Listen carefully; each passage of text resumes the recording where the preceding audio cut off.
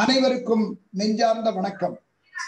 மயிலை திருவள்ளுவர் தமிழ்ச்சங்கமும் பாரதிதாசன் பல்கலைக்கழகத்தின் பெக் துறையும் இணைந்து தொடர்ந்து நடத்தும் சிந்தனை அறிவியல் அரங்கின் 22வது அமர்வு இன்று.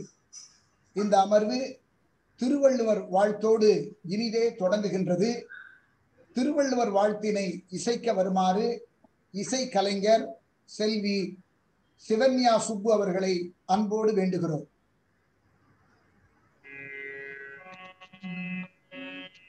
திருவள்ளுவர் நாமத்தை வாழ்த்துவோம். திருவள்ளுவர் நாமத்தை வாழ்த்துவோம் வாரி. தீந்தமிழ் பாவலன் தெய்வ புலவன் மேலோன். தீந்தமிழ் பாவலன் தெய்வ புலவன் மேலோன். திருவள்ளுவர் நாமத்தை வாழ்த்துவோம் வாரி. தேனினும் இனியன தேனினும் இனியன திருக்குறளை. தேனினும் இனியன திருக்குறளை தித்திக்கும் செந்தமிழில் வடித்தோன் வாளறிவன். தேனினும் இனியன திருக்குறளை தித்திக்கும் செந்தமிழில் வடித்தோன் வாளறிவன். திருவள்ளுவர் நாமத்தை வாழ்த்துவோம் வாரி.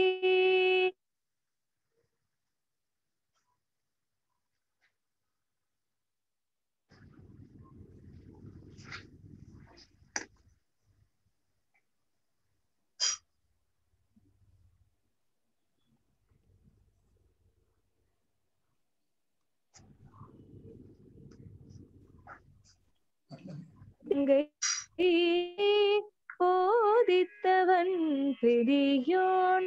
திருவள்ளுவர் நாமத்தை வாழ்த்துவோம் வாரி. பொதுநீதி வகுத்தான் பொய்யில் புலவர். பொதுநீதி வகுத்தான் பொய்யில் புலவர்.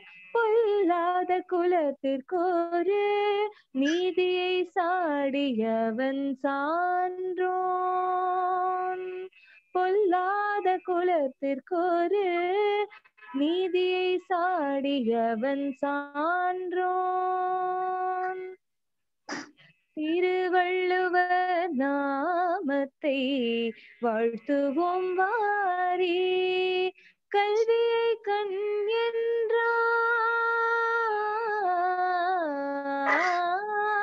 கல்வியை கண் என்றான். ஒழுக்கத்தை உயிர் என்றான். காலத்தை வென்று நம் நெஞ்சத்தில் நின்றவன் நெடியோன்.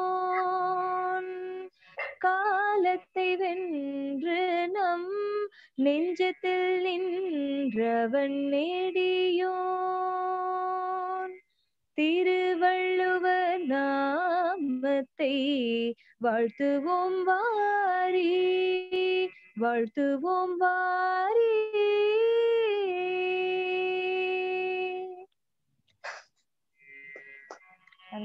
மகிழ்ச்சி. மிக அருமையாக திருவள்ளுவர் வாழ்த்து பாடிய சிவன்யா அவர்களுக்கு நெஞ்சார்ந்த நன்றி, பாராட்டுக்கள். மயிலை திருவள்ளுவர் தமிழ்ச்சங்கத்தின் MTS அகாடமியும் பாரதிதாசன் பல்கலைக்கழகத்தின் பெக் துறையும் இணைந்து தொடர்ந்து நடத்தி வரும் 22வது அறிவியல் அரங்கிற்கு வருகை தந்து பெருமை சேர்த்திருக்கின்ற அனைத்து பெருமக்களையும் வருக வருக என்று வரவேற்று மகிழ்கின்றோம். அன்பர்களே, இந்த இனிய நாளில் நல்லதொரு சிறப்புரையை நிகழ்த்துவதற்காக வருகை தந்திருக்கின்றார் நம் இந்த இணையத்திலே இணைந்திருக்கின்றார்கள். தமிழ்நாடு திறந்த நிலை பல்கலைக்கழகத்தின் துணைவேந்தர் பேராசிரியர் முனைவர் கோ பார்த்தசாரதி அவர்கள்.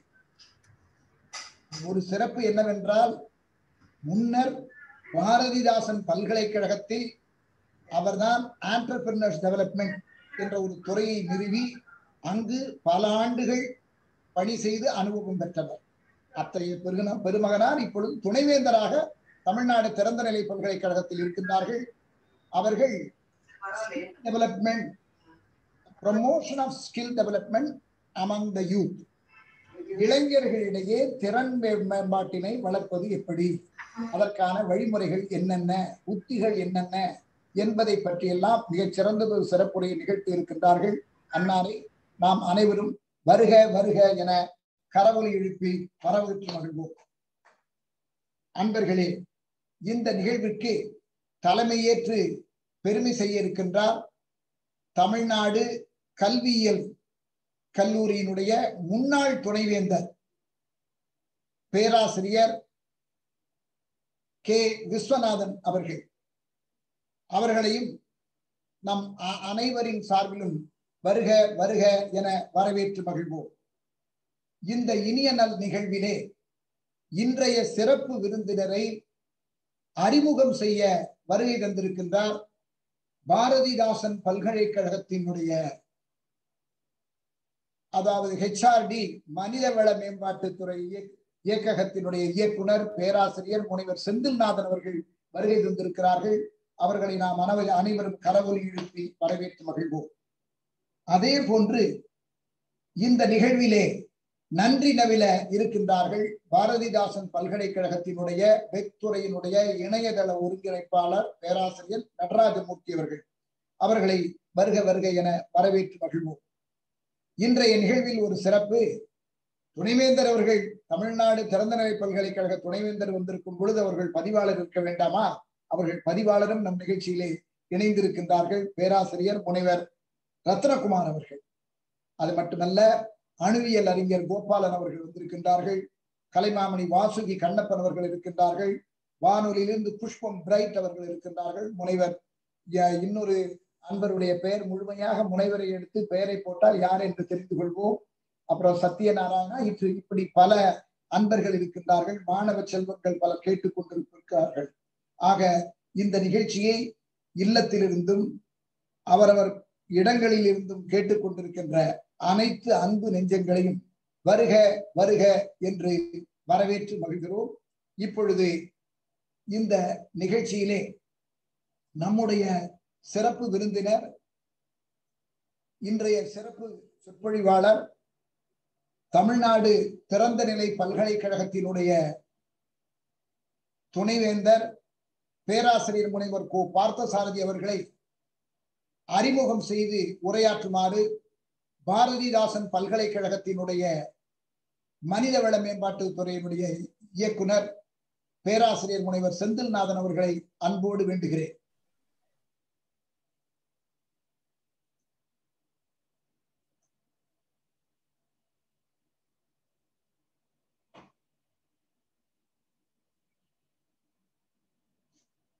செந்தில்நாதன், உங்க மியூட்டை உங்க மைக்கை அன்மியூட் பண்ணிட்டு பேசுங்க.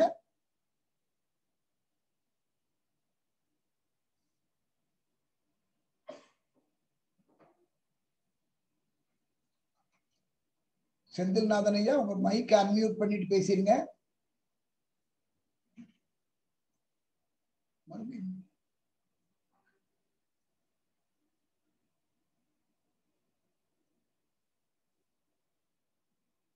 பேராசிரியர் செந்தில்நாதன் ஐயா அவர்கள்.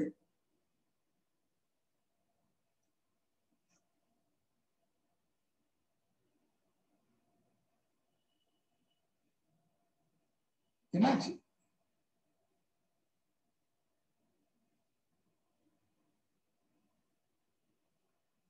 ஐயா சாமி, எல்லாருமே மியூட் பண்ணிருக்கேன்.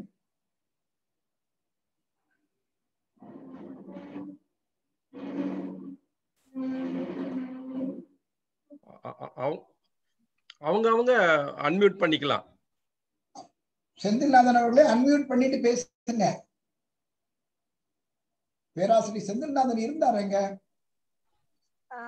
அங்கிள் ஒரே ஒரு இது, யாராவது அட்மிட் அந்த இதுல இருக்காங்களா பாருங்க, ஏன்னா அவங்க பேரு எனக்கு காமிக்கலையே. இல்ல செந்தில்நாதன் இங்க இருக்காரு, நான் பாத்துட்டேனே.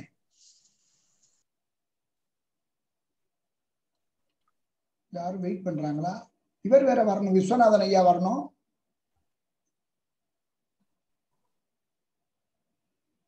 செந்தில்நாதன் அவர்கள் இதுவே காணோம். அந்த வீடியோ வந்து இவ்வளவு நேரம் வீடியோ இருந்தது, இவ்வளவு நேரம் இருந்தாரு, டக்குனு இப்பதான் கட்டாச்சு.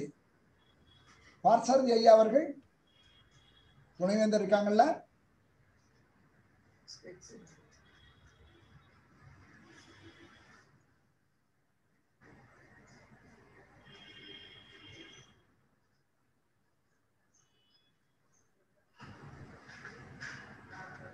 வைஃபை சரியா ஒர்க் பண்ணலன்னு நினைக்கிறாங்க. இதுவே வரல,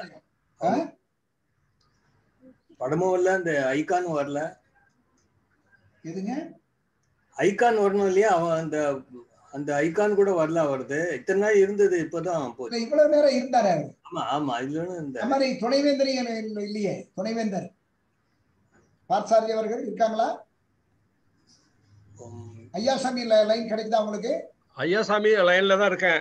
இல்ல ரைட்டு, ஏன்னா பேசுறதுக்காக கேட்டேன், வேற ஒண்ணும் இல்ல. இல்ல நீங்க பேசுறதெல்லாம் கரெக்டா இருக்குது.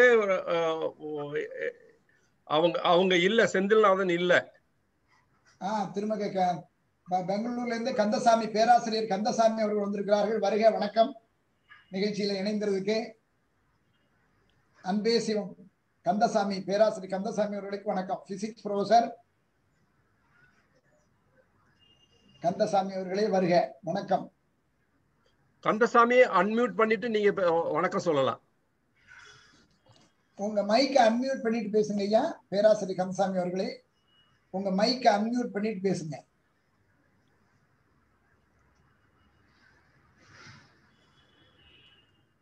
இப்போ பேராசிரியர் கந்தசாமி அவர்களே, உங்களுடைய மைக்கை அன்மியூட் பண்ணிட்டு நீங்க பேசலாம். அன்மியூட் பண்ணிட்டு பேசலாம்.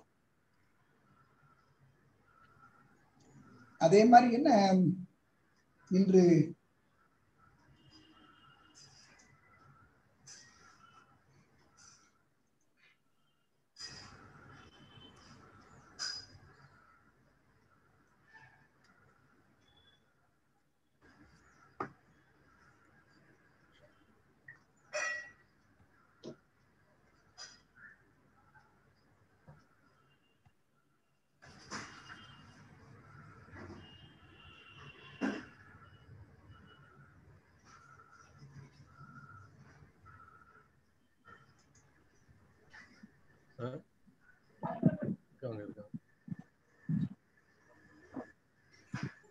செந்தில்நாதன் இருக்கார. செந்தில்நாதன் சார், நீங்க கொஞ்சம் அறிமுக உரையை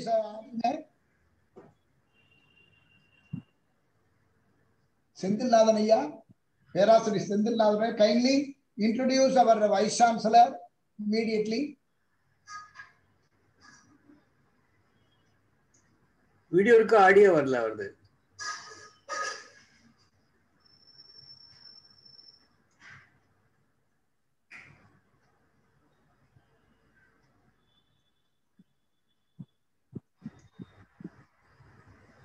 செந்தில்நாதன் ஐயா நீங்க பேசுங்க ஐயா.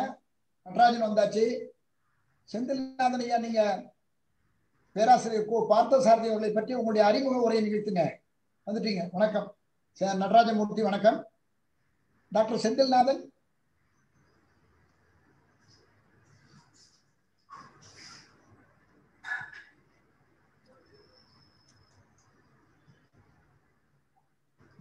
சரியா இருக்கியா? நீங்க பேசலாம். இப்போ வருது. பேசுங்க சார். உங்க மைக் கரெக்டா இருக்கு, பேசுங்க சார். நான் செந்தில்நாதன் இணைப்புல வந்துட்டேங்க சார். வந்துட்டு வாங்க. நான் இப்போ உங்களை தான் அறிமுகப்படுத்தினேன். என்னன்னா, நீங்க பேராசிரியர், அதாவது தமிழ்நாடு திறந்த நிலை பல்கலைக்கழக துணைவேந்தர் பேராசிரியர் முனைவர் பார்த்தசாரதி அவர்களை பற்றிய அறிமுக உரையை நிகழ்த்துமாறு அன்போடு வேண்டுகிறோம். நன்றி ஐயா. அனைவருக்கும் இனிதான காலை வணக்கம். இது ஒரு மிகப்பெரிய ஒரு அரிய வாய்ப்பாகத்தான் கருதுகிறேன். ஐயா பார்த்தசாரதி ஐயா அவர்களை அறிமுகப்படுத்துவது என்பது. ஐயா பார்த்தசாரதி ஐயா அவர்கள் தற்பொழுது தமிழ்நாடு திறந்தநிலை பல்கலைக்கழகத்தினுடைய துணைவேந்தராக பதவியேற்று அலங்கரித்துக் கொண்டிருக்கிறார்கள். Before becoming the Vice Chancellor, Professor Parthasarathy sir was serving as the chair, School of Skill Development and Entrepreneurship, and Professor and Director, Institute for Entrepreneurship and Career Development, Bharathidasan University. In fact, எங்கள் பல்கலைக்கழகத்தை பொறுத்தளவு நாங்கள் பல இடங்களுக்கு செல்லும் பொழுதெல்லாம் almost Delhi, Kashmir தொடங்கி கன்னியாகுமரி வரை எங்கு சென்று நாங்கள் பாரதிதாசன் பல்கலைக்கழகத்திலிருந்து வருகிறோம் என்று சொன்னாலும் ஒரு 2-3 பெயர்களை சொல்லி கேட்பார்களோ அந்த பல்கலைக்கழகமா ரைட் என்று. அறிவியல் துறையிலிருந்து எம் லக்ஷ்மணன் என்ற ஒரு சயின்டிஸ்ட், அவர் பட்நகர் அவார்டி. அண்ட் அதே போல எக்கனாமிக்ஸ் துறையில ப்ரொஃபசர் ஆத்ரேயா ஒரு வெல் நோன் பர்சன். அண்ட் அடுத்ததாக சொல்வதுன்னா ஐஇசிடி பார்த்தசாரதி சார் யூனிவர்சிட்டி தானே அப்படின்னு. ஸோ ஐஇசிடி என்பது அவர் ஐயா பார்த்தசாரதி சாரோட நேமோட தொடர்பு, நெருங்கிய தொடர்பு கொண்டு அது அப்படியே ஐடென்டிஃபை பண்ணப்பட்டது. ஐஇசிடி பார்த்தசாரதி சார் என்று அறிமுகப்படுத்தப்பட்டது. அவர் institute for entrepreneurship and career development என்ற ஒரு அட்டானமஸ் செல்ஃப் சப்போர்ட்டிங் சென்டரை நிறுவி 2004 நிறுவி மிகச்சிறந்த ஒரு நிலைக்கு அதை எடுத்து சென்று இன்று எங்களுக்கு நாக் அசஸ்மெண்ட்டாக இருந்தாலும் சரி, NIRF என்ற நேஷனல் இன்ஸ்டிடியூஷன் ரேங்கிங் ஃப்ரேம்வொர்க் என்றாலும் சரி, பாரதிதாசன் பல்கலைக்கழகத்தினுடைய ஒரு பெருமை மிகுந்த நிறுவனமாக ஐஇசிடி திகழ்கிறது. அது மட்டுமல்ல, பல்கலைக்கழகத்திற்கு பெருமை சேர்ப்பது ஒரு புறம் இருந்தாலும் இன்னொரு புறம் அந்த ஒரு 15-16 ஆண்டு காலம் அந்த ஐஇசிடி என்ற நிறுவனத்தின் மூலமாக பல்கலைக்கழகத்திற்கு 15 கோடி ரூபாய்க்கும் மேற்பட்ட ரிசோர்ஸ் ஜெனரேஷனை செய்ததோடு 124 ஸ்கில் பேஸ்டு ப்ரோக்ராம்ஸ், திறன் சார்ந்த படிப்புகளை நடத்தி 38 இண்டஸ்ட்ரீஸ் மற்றும் இன்ஸ்டிடியூஷனோடு தொடர்பு டைப்போடு கொண்டு 3 லட்சம் மாணவர்கள், 3 லட்சம் பயனாளிகளுக்கு இந்த திறன் வளர்ப்பையும் ஆண்டர்பிரினர்ஷிப் என்ற ஒரு கருத்தையும் எடுத்து சென்ற ஒரு பெரிய பெருமையை அவருக்கு சேரும். And he has molded the institute as a center of excellence in entrepreneurship and skill development. And he is a pioneer in establishing the separate School of Skill Development and Entrepreneurship at Bharathidasan University, which is the first of its kind in Indian higher education. And அதனுடைய ஒரு தொடர்ச்சியாக தீன் தயாள் உபாத்யாய் என்ற ஒரு மத்திய அரசினுடைய திட்டத்தின் கீழ் BWalk program, DDU Kaushal Kendra என்ற ஒன்றையும் எங்களது பல்கலைக்கழகத்திலிருந்து விடைபெறுவதற்கு முன்பாக நிறுவி அதையும் நல்ல நிலையில இயங்க வைத்து விட்டு சென்றவர். அண்ட் அவருடைய அகடமிக் கிரெடென்ஷியல்ஸ் என்று பார்த்தால் அவருடைய துறையானது அடல்ட் அண்ட் கண்டினியூயிங் எஜுகேஷன். அவருடைய வழிகாட்டுதலின் கீழே 20க்கும் மேற்பட்ட மாணவர்கள் அவருடைய PhD என்ற படிப்பையும் 30க்கும் மேற்பட்டவர்கள் MPhil படிப்பையும் முடித்திருக்கிறார்கள். அவர் ஒரு 23 ஆய்வு திட்டங்களை, ரிசர்ச் ப்ராஜெக்ட்ஸையும் 2 மேஜர் ப்ராஜெக்ட்ஸையும் 4.25 கோடி ரூபாய் மதிப்புள்ள நேஷனல் மற்றும் இன்டர்நேஷனல் ஏஜென்சிஸிலிருந்து நடத்தப்பட்ட ஆய்வு திட்டங்களை நடத்தியவர். அண்ட் பல நாடுகளுக்கு கல்வி சார்ந்த, ஆய்வு சார்ந்த பணிகளுக்காக சென்று வந்தவர். Indonesia, Malaysia, Philippines, Singapore, Sri Lanka, Thailand, UK போன்ற பல நாடுகளுக்கு சென்று வந்தவர். அதைவிட முக்கியமானது அவர் தரப்பட்ட விருதுகள். Vocational excellence award 2013, distinguished educationals award 2011, Tamil Nadu scientist award TANSA என்று சொல்வார்கள் 2010, மிக உயரிய விருது தமிழக அரசால் வழங்கப்படுவது.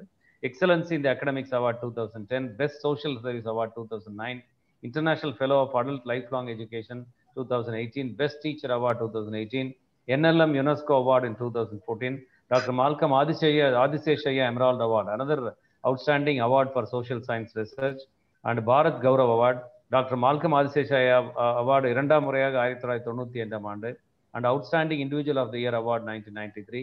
And அதையும் தாண்டி அவருடைய ஸ்கில் டெவலப்மெண்ட் ப்ரோக்ராம்ஸ்க்காக 3 ஆண்டுகள் தொடர்ச்சியாக கின்னஸ் அவார்டை நிகழ்த்தி காண்பித்தவர். இது எல்லாம் அவருடைய அக்கம்ப்ளிஷ்மெண்ட்ஸ் அண்ட் அக்கலேட்ஸ் சொல்ல.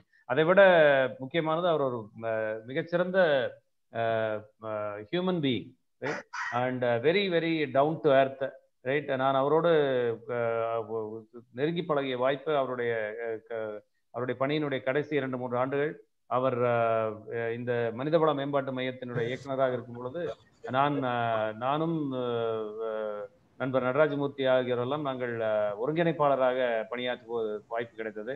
அண்ட் அதற்கு பின்பு இந்த மனிதவள மேம்பாட்டு மையத்தை இயக்குநராக என்னை அமர்த்தி என்னிடம் இதை கொடுத்து சென்றவரும் ஐயா பார்த்தசாரதி சேகர் அவர்களே, ரைட். அவருடைய வழியிலேயே அவருடைய அளவிற்கு யாராலும் பண்ண முடியாது என்பது என்னுடைய திண்ணமான கருத்து. பட் அவருடைய வழியிலேயே சிறப்பாக நாங்களும் இந்த மையத்தை எடுத்துக்கொண்டு போய்கொண்டிருக்கிறோம் என்பது எங்களுக்கு பெரிய மகிழ்ச்சி. அதற்கு அவர் இன்றும் வழிகாட்டுகிறார். எப்பொழுது தொடர்பு கொண்டு விஷயங்களை கேட்டாலும் உடனடியாக அதற்கான வழிகாட்டுதலை தரக்கூடியவர். ஒருவருடைய உயர்வு என்பது அவருடைய உயர்வை மட்டுமே வைத்து மதிப்பிடுவதல்ல. எந்த ஒரு கஷ்டங்களை சந்தித்து அந்த trials and tribulations faced him to have the meteoric rise என்று சொல்வார்களே, அது முக்கியம். எனக்கு நன்றாக அவர் தெரியும். எங்களுடைய முன்னை துணைவேந்தர் தங்கமுத்து ஐயா அவர்கள் இந்த institute for entrepreneurship and career development தொடங்க ஐயா பார்த்தசாரதி ஐயா கேட்ட பொழுது அவர் கொடுத்தது ஒரு வேக்கன்ட் பிளேட், உங்களுக்கான இடம் என்று. அதிலிருந்து ஃப்ரம் த ஸ்கிராச் என்று சொல்வார்கள், அது போல முதல் செங்கலிலிருந்து அந்த நிறுவனத்தை நிறுவி அதன் மூலம் அந்த வருமானத்திலிருந்தே ஒரு 3 ஸ்டோரிஸ் இருக்கக்கூடிய ஒரு பக்கா பில்டிங் அண்ட் அதற்கான எக்யூப்மெண்ட்ஸ் அனைத்தையும் நிறுவி, அந்த ஐசிடி பில்டிங் போனாவே தெரியும், அந்த ஒரு மிக ப்ரொஃபஷனலாக மெயின்டைன் பண்ணப்படும் அந்த பில்டிங். ஒரு அரசு பல்கலைக்கழகத்தினுடைய மற்ற ஒரு பில்டிங்ஸுக்கும் ஐசிடி பில்டிங்கும் அதனுடைய அந்த லான்ஸ் அந்த அரேஞ்ச்மெண்ட்டே தெரியும். அந்த மாதிரி ஒரு மிகப்பெரிய ஒரு விஷன் கொண்ட ஒரு மனிதர்.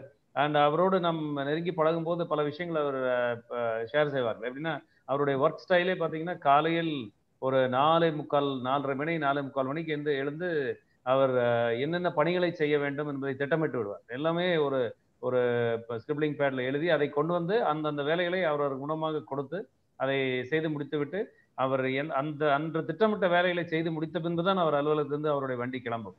நாங்கள் பல நேரம் பார்த்திருக்கிறோம். 8:30 8:35 மணிக்கு அவருடைய மெயின் என்ட்ரன்ஸ் வழியாக உள்ளே வரும். இரவு மினிமம் 8:30 8:35 மணிக்கு 12 மணி நேரம் அலுவலகத்தில் இருந்து அந்த பணியை செவனை செய்யக்கூடியவர். அந்த இன்ஸ்டிடியூஷனல் ரெஸ்பான்சிபிலிட்டி என்பதையும் இன்ஸ்டிடியூஷனல் ஐடென்டிட்டி என்பதையும் மிக ஒரு ஆழமாக எடுத்துக்கொண்டு அவர் அந்த பல்கலைக்கழகத்தினுடைய பணி என்பதை ஒரு பேஷனாக, not a profession for him, it's a passion with involvement and other things எடுத்துக்கொண்டு அத்தகைய பணியாற்றியதனுடைய பலனைத்தான் இன்று பாரதிதாசன் பல்கலைக்கழகம் அனுபவித்துக் கொண்டிருக்கிறது. ஒரு மிகச்சிறந்த institute for entrepreneurship and career development முதல் முறையாக இந்தியாவில் தொடங்கப்பட்டு அதற்கான பயன்களை எல்லாம் நாங்கள் பெற்றுக்கொண்டிருக்கிறோம். NIRF-லும் NAAC அக்ரெடிட்டேஷனிலும். ஸோ இந்த ஒரு பெருமகனார் என்று திறன் மேம்பாடு குறித்து பேசுவது இது மிகச்சிறந்த ஒரு ஏற்பாடு. இன்ஃபேக்ட் மயிலை தமிழ்ச்சங்கத்திற்கு என்னுடைய நெஞ்சார்ந்த வாழ்த்துக்களையும் நன்றிகளையும் தெரிவித்துக் கொள்கிறேன். ஏனென்றால் ஐயாவினுடைய பெயர் திறன் மேம்பாடு என்பதோடு ஒன்றிணைந்த ஒரு பெயராகும். இந்த நல்ல நேரத்தில் எனக்கு வாய்ப்பளித்த மயிலை தமிழ்ச்சங்கத்திற்கும் Bharathidasan entrepreneurship and career hub, இன்று பெக் என்பது ஒரு 4 கோடி ரூபாயை கொண்டு இயங்கக்கூடிய ஒரு பெரிய திட்டமாக இயங்கிக் கொண்டிருக்கிறது. பட் ஐயா பார்த்தசாரதி ஐயா அவர்கள் 16 வருடங்களுக்கு முன்பே அதற்கான வித்தையிட்டு அதை ஒரு அடுத்த நிலைக்கு எடுத்து செல்ல வழிகளை காட்டியவர். இந்த நேரத்தில் எங்களுடைய நெஞ்சார்ந்த நன்றிகளையும் தெரிவித்துக் கொண்டு ஐயாவை அறிமுகப்படுத்துவதற்கான வாய்ப்பை தந்தவருக்கும் என்னுடைய நன்றியை தெரிவித்துக் கொள்கிறோம். இந்த வாய்ப்பை மிக பெருமையாகவும் கருதுகிறேன். ரைட். ஸோ நன்றி. அருமை. மிக அருமையான ஒரு அறிமுக உரையை நல்கி இருக்கிறார்கள். பாரதிதாசன் பல்கலைக்கழகத்தினுடைய ஹியூமன் ரிசோர்சஸ் மனிதவள துறையினுடைய இயக்குனர் பேராசிரியர் முனைவர் செந்தில்நாதன் அவர்கள்.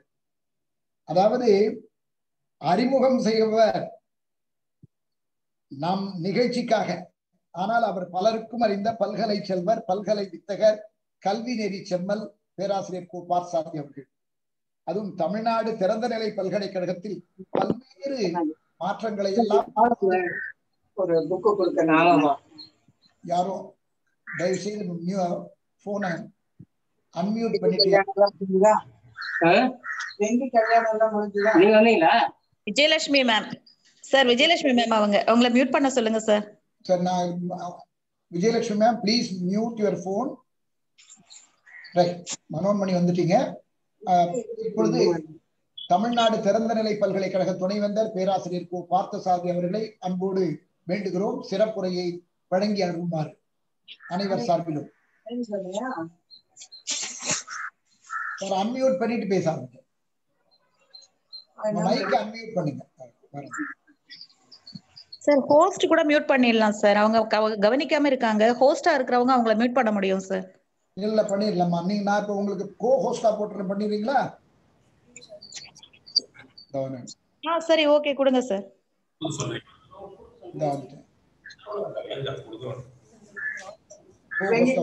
அங்க போனீங்களா? நான் காலையில மட்டும் போனேன், ரெண்டாவது நான் போகல. பசங்க வெளியா இருந்தாங்க, வயசு அவங்க வெளியில போயிருந்தா. சரி, ரெண்டாவது எங்க போகுது, அவங்க சமையல்லாம் வர பண்ணோம். லேட்டா ஒரே நிமிஷம் இருக்கிறாரு.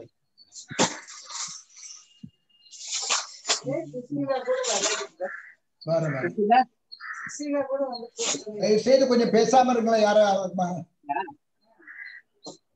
கல்யாணம் முடிஞ்சுதான் தெரியும். யாரு உங்களுக்கு சொன்னா? சரஸ்வதி. ஓ, சரஸ்வதிக்கா? துணைவேந்தர் வந்து சற்று ஒரே ஒரு நிமிடம் வந்திருக்கோம். எப்படி தெரியல. சொல்லிக்க மாட்டாங்க, யாரும் சொல்லிக்க மாட்டாங்க. தெரியும் இல்லையா? சட்டத்துக்கு தெரியும் விட மாட்டாங்க சார். கொஞ்சம் யாரும் பேசாம இருக்கலாம். யாரு அந்த மைக்க ராமசாமியா தயவு செய்து போனை இது பண்ணுங்க. போன் பண்ணீங்க.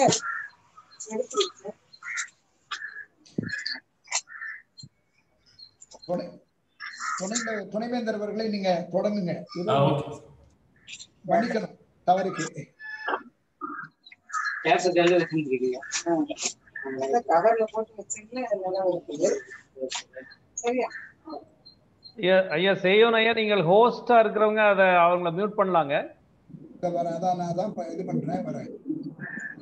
சார், நீங்க அதை கிளிக் பண்ணீங்கன்னா பார்ட்டிசிபென்ட்ஸ் லிஸ்ட்ல போயிட்டு அவங்க பேரை கிளிக் பண்ணீங்கன்னா மேல மியூட் அப்படின்னு கேட்கும். அந்த பாயிண்ட் வந்து நம்ம கிளிக் பண்ணிட்டோம்னா மியூட் ஆயிடுவாங்க.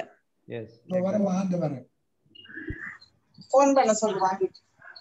ஒரே ஒரு செகண்ட்.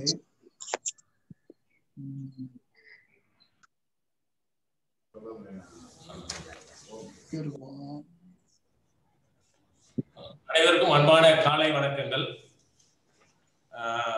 மரியாதைக்குரிய உங்களுடைய கலைமாமணி முனைவர் சியோன் அவர்களே, இந்த நிகழ்விலே அறிமுக உரையாற்றி இருக்கக்கூடிய என்னுடைய அருமை நண்பர் பேராசிரியர் செந்தில்நாதன் அவர்களே, நன்றியுரையாற்ற இருக்கக்கூடிய இன்னொரு அருமை நண்பர் பேராசிரியர் நடராஜமூர்த்தி அவர்களே, இந்த நிகழ்ச்சியினை ஒருங்கிணைத்துக் கொண்டிருக்கக்கூடிய திருமதி ரஞ்சினா சரண் அவர்களே, இணைப்புரை வழங்கிக் கொண்டிருக்கக்கூடிய உதவி பேராசிரியர் திருமதி சி ஷர்மிளா அவர்களே, இந்த நிகழ்விலே பங்கேற்றுக் கொண்டிருக்கக்கூடிய அத்துணை அன்பு உள்ளங்களே, அதே சமயத்தில் இதனுடைய ஜூம்ல இல்லாம வேற பேஸ்புக் வழியாகவும் கேட்டுக்கொண்டிருக்கக்கூடிய அன்பு உள்ளங்களே, உங்கள் அத்தனை பேருக்கும் நம்மளுடைய தமிழ்நாடு திறந்தநிலை பல்கலைக்கழகத்தின் சார்பாக காலை வணக்கங்களை உங்களுக்கு நான் தெரிவித்துக் கொள்கின்றேன்.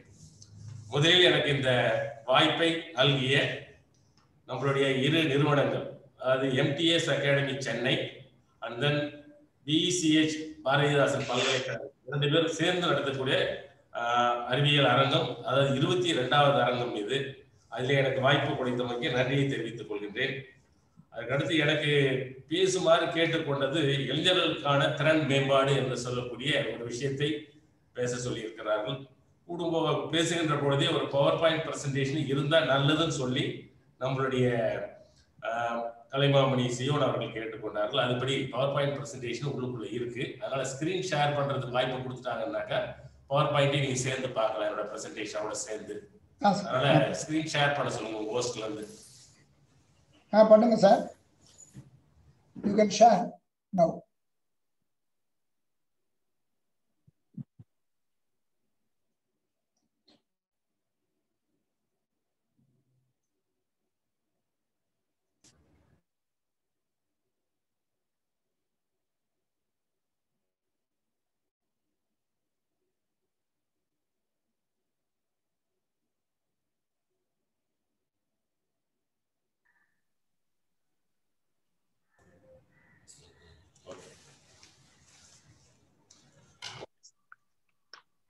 அதாவது இன்னைக்கு இருக்கக்கூடிய இளைஞர்களுக்கான திறன் மேம்பாடு என்று சொல்லக்கூடியது வந்து இன்றைய காலகட்டத்தில் ஒரு தேவையான ஒரு விஷயமாக கருதப்படுகிறது. அதாவது இந்தியாவில் மட்டும் இல்லை, உலகில் இருக்கக்கூடிய வளர்ந்த நாடுகளாக இருந்தாலும் சரி, வளர்ந்து கொண்டிருக்கின்ற நாடுகளாக இருந்தாலும் சரி, அல்லது வளர்ந்துக்கு அடியெடுத்து கொண்டிருக்கக்கூடிய நாடுகளாக இருந்தாலும் சரி, எல்லா நாடுகளிலுமே இளைஞர்களுக்கு இளைஞர் மத்தியிலே தேவைப்படக்கூடிய ஒரு பெரிய முக்கியமான அம்சமானது இளைஞர்களுக்கான திறன் மேம்பாடு. அதை ஒவ்வொரு நாடும் அவரவர்களுக்கு ஏற்ற மாதிரி அவர்களுடைய சூழலுக்கு ஏற்ற மாதிரி செயல்படுத்தி கொண்டு வருகிறார்கள். நம்ம இப்ப இருக்கக்கூடிய ஒரு 10-18 ஸ்லைடுக்குள்ள ஒரு ஏன்னா இது ஒரு பெரிய வாஸ்ட் ஏரியா, எல்லா விஷயங்களையும் இதில் நான் சொல்லிட முடியாது. கூடுமான வரைக்கும் எல்லாத்தையும் ஒருங்கிணைத்து ஒரு 15-16 ஸ்லைடுக்குள்ளே இன்னைக்கு உலக அளவில் இருக்கக்கூடிய முக்கிய சாராம்சம், நம்மளுடைய இந்திய அளவில் இருக்கக்கூடிய விஷயங்கள், அதற்கு அடுத்து நம்மளுடைய தமிழக அளவிலே இந்த திறன் மேம்பாட்டு விஷயத்திலே இளைஞர்கள் மத்தியிலே செய்து கொண்டிருக்கக்கூடிய பணிகள் பற்றி தான் உங்களுக்கு நான் அனுபவபூர்வமான விஷயங்களையும் ஷேர் பண்ண விரும்புகிறேன். ரெண்டாவது இருக்கிற ஃபேக்ட் அண்ட் ஃபிகர்ஸையும் ஷேர் பண்ண விரும்புகிறேன். முதல்ல நம்ம பார்க்கின்ற பொழுது இந்த promotion of skill development among யூத்ன்னு பார்த்தீங்கன்னா நமக்கு ஒரு சில விஷயங்கள் வந்து கிளியர் ஆக வேண்டியது. என் ஸ்கில்னா முதல்ல என்ன? ஸ்கில்னா ability to do something that comes from training, experience and practice. ஒரு ஸ்கில் ஒருத்தருக்கு தேவைன்னா பயிற்சி முக்கியம், அனுபவம் முக்கியம், பிராக்டிஸும் தேவைப்படும். நம்ம யூத்னு சொல்றோம். இந்த யூத்னு சொல்லக்கூடியது உலக நாடுகள்ல நாட்டுக்கு நாடு வேரியாது, எந்த ஏஜ் குரூப்ல இருக்கக்கூடியவங்க சொல்லக்கூடிய. நம்ம இந்தியாவை பொறுத்த வரைக்கும் எடுத்துட்டீங்கன்னா 15 வயசுக்கு மேல ஒரு 35 வயசுக்குள்ள இருக்கக்கூடியவர்களை தான் இளைஞர்கள் என்று சொல்லிருக்கிறோம். அதைத்தான் இந்திய அரசு அந்த முதல்ல 18ல இருந்து வச்சிருந்தாங்க, அப்புறம் 15 மாற்றிருக்காங்க. நேஷனல் யூத் பாலிசின்னு சொல்லி ஒன்று டெவலப் பண்ணி ஒரு 3-4 மாற்றங்கள் செய்யப்பட்டு ஒரு 20-25 வருஷத்துல இருக்கக்கூடியது. அதுக்கடுத்து இதுல அடிக்கடி பேசக்கூடிய ஒரு வார்த்தை வந்து ஸ்கில்ஸ் கேப் என்று சொல்லுவாங்க. அதாவது difference between the skills required for a job and the skills employee actually possesses. இது வந்து ஸ்கில் கேப்னு சொல்லக்கூடிய ஒரு வழக்கில் இருக்கக்கூடிய வார்த்தை நம்மளுடைய இந்த ப்ரொமோஷன் ஆஃப் ஆண்டர்பிரினர்ஷிப். அதுக்கடுத்து நம்மளுடைய இன்றைய காலகட்டத்தில் பார்த்தீங்கன்னா இந்த ஸ்கில் டெவலப்மெண்ட் எல்லாத்தையும் எடுத்து இளைஞர்கள் மத்தியிலே கொண்டு செல்வதற்காக செக்டார் ஸ்கில் கவுன்சில், அதாவது SSCs அப்படின்னு சொல்லி ஒன்று எஸ்டாப்ளிஷ் பண்ணி அது ஒரு 10 ஆண்டுகளுக்கு மேலாக நம்ம இந்தியாவில் இருக்கக்கூடியது. அதுதான் குருஷியலா ஒரு ரோலை பிளே பண்ணுது பாருங்க skill development ecosystem India லெவலில் பண்றதுக்காக. அதுக்கு அடுத்தது ஸ்கில்ஸ் டெவலப்மெண்ட் சொல்லக்கூடியது the process of identifying gaps and developing and honing the skills among youth பண்ணக்கூடியது தான் ஸ்கில் டெவலப்மெண்ட் என்று சொல்லக்கூடிய பொதுப்படையான ஒரு கருத்து. இன்னைக்கு உலக அளவில் இருக்கக்கூடிய ஒரு சில சின்ன புள்ளி விவரங்களை பார்த்தோம்னாக்கா, ஜூலை 15 வந்து வேர்ல்டு யூத் ஸ்கில்ஸ் டேன்னு சொல்லி யுனைடெட் நேஷன் ஜெனரல் அசம்பிளி வந்து டிசம்பர் 2014 டிசைட் பண்ணி ஒவ்வொரு ஆண்டும் ஜூலை 15ஆம் தேதியை world youth skill day celebrate பண்ண சொல்றாங்க. நம்ம இந்தியாவில் செலிப்ரேட் பண்ணது மற்ற நாடுகளும் பண்றாங்க. அதனுடைய மெயின் எய்ம் பார்த்தீங்கன்னா, main aim of the day is to achieve better socio economic conditions for today's youth in terms of challenges of unemployment and under employment. அதை ஃபோக்கஸ் பண்ணி தான் இந்த டேவை அப்சர்வ் பண்ண சொல்றாங்க. The whole world, 1 in 5 people is need. That's a need means not in employment, not in education, not in training. The 3 ஏரியாவே இல்லாதவர்கள் தான் இந்த ஹோல் வேர்ல்டு 1 in 5 people, 5ல் 1 நபர்கள் இருக்கிறாங்க. அந்த 5ல் 1 நபர்கள் எடுத்து பார்க்கிற பொழுது பெண்கள் எடுத்துக்கிட்டோம்னா 3ல் 3 out of 4 யங் நீட்ஸ் வந்து விமனா இருக்காங்க. அதுக்கு அடுத்தது பார்த்தீங்கன்னா இந்த between 1997 and 2017 the young population grew by 139 million and the population of the youth labor force வந்து 58.7 million வந்து கூடும். அதுக்கடுத்து almost 2 out of 5 young workers in emerging and developing economies live on less than US டாலர்ல தான் international லெவல்ல கணக்கு எடுக்கிறாங்க. இப்போ காவத்தில கணக்கு எடுக்கிறதா இருந்தாலும் எதுவாக இருந்தாலும் அதில் பார்த்தீங்கன்னா US டாலர் வந்து 3.10 per day. நம்ம இந்தியன் கரன்சிகளை கன்வெர்ட் பண்ணோம்னாக்க வேரியேஷன் இருந்தால் கூட ஒரு 200 rupees, அந்த 200 rupees கூட வருமானம் இல்லாத இருக்கக்கூடியவர்கள் நிறைய இருக்கிறாங்கிறது நம்மளுடைய புள்ளி விவரங்கள் எடுத்து சொல்லுது. அதுக்கு அடுத்தது பார்த்தீங்கன்னா பிஃபோர் த கரண்ட் கிரைசிஸ், இப்போ நம்ம இருக்கக்கூடியது 304th day பேண்டமிக் சிச்சுவேஷன் நம்ம அஃபெக்ட் ஆகி நம்ம அது கூட வாழ்ந்து கொண்டு இருக்கிறோம். பிஃபோர் த கரண்ட் கிரைசிஸ் வந்து young people were 3 times as likely as adult 25 years and older to be unemployed due to COVID-19 pandemic. Currently, more than 1 in 6 young people are not out of work.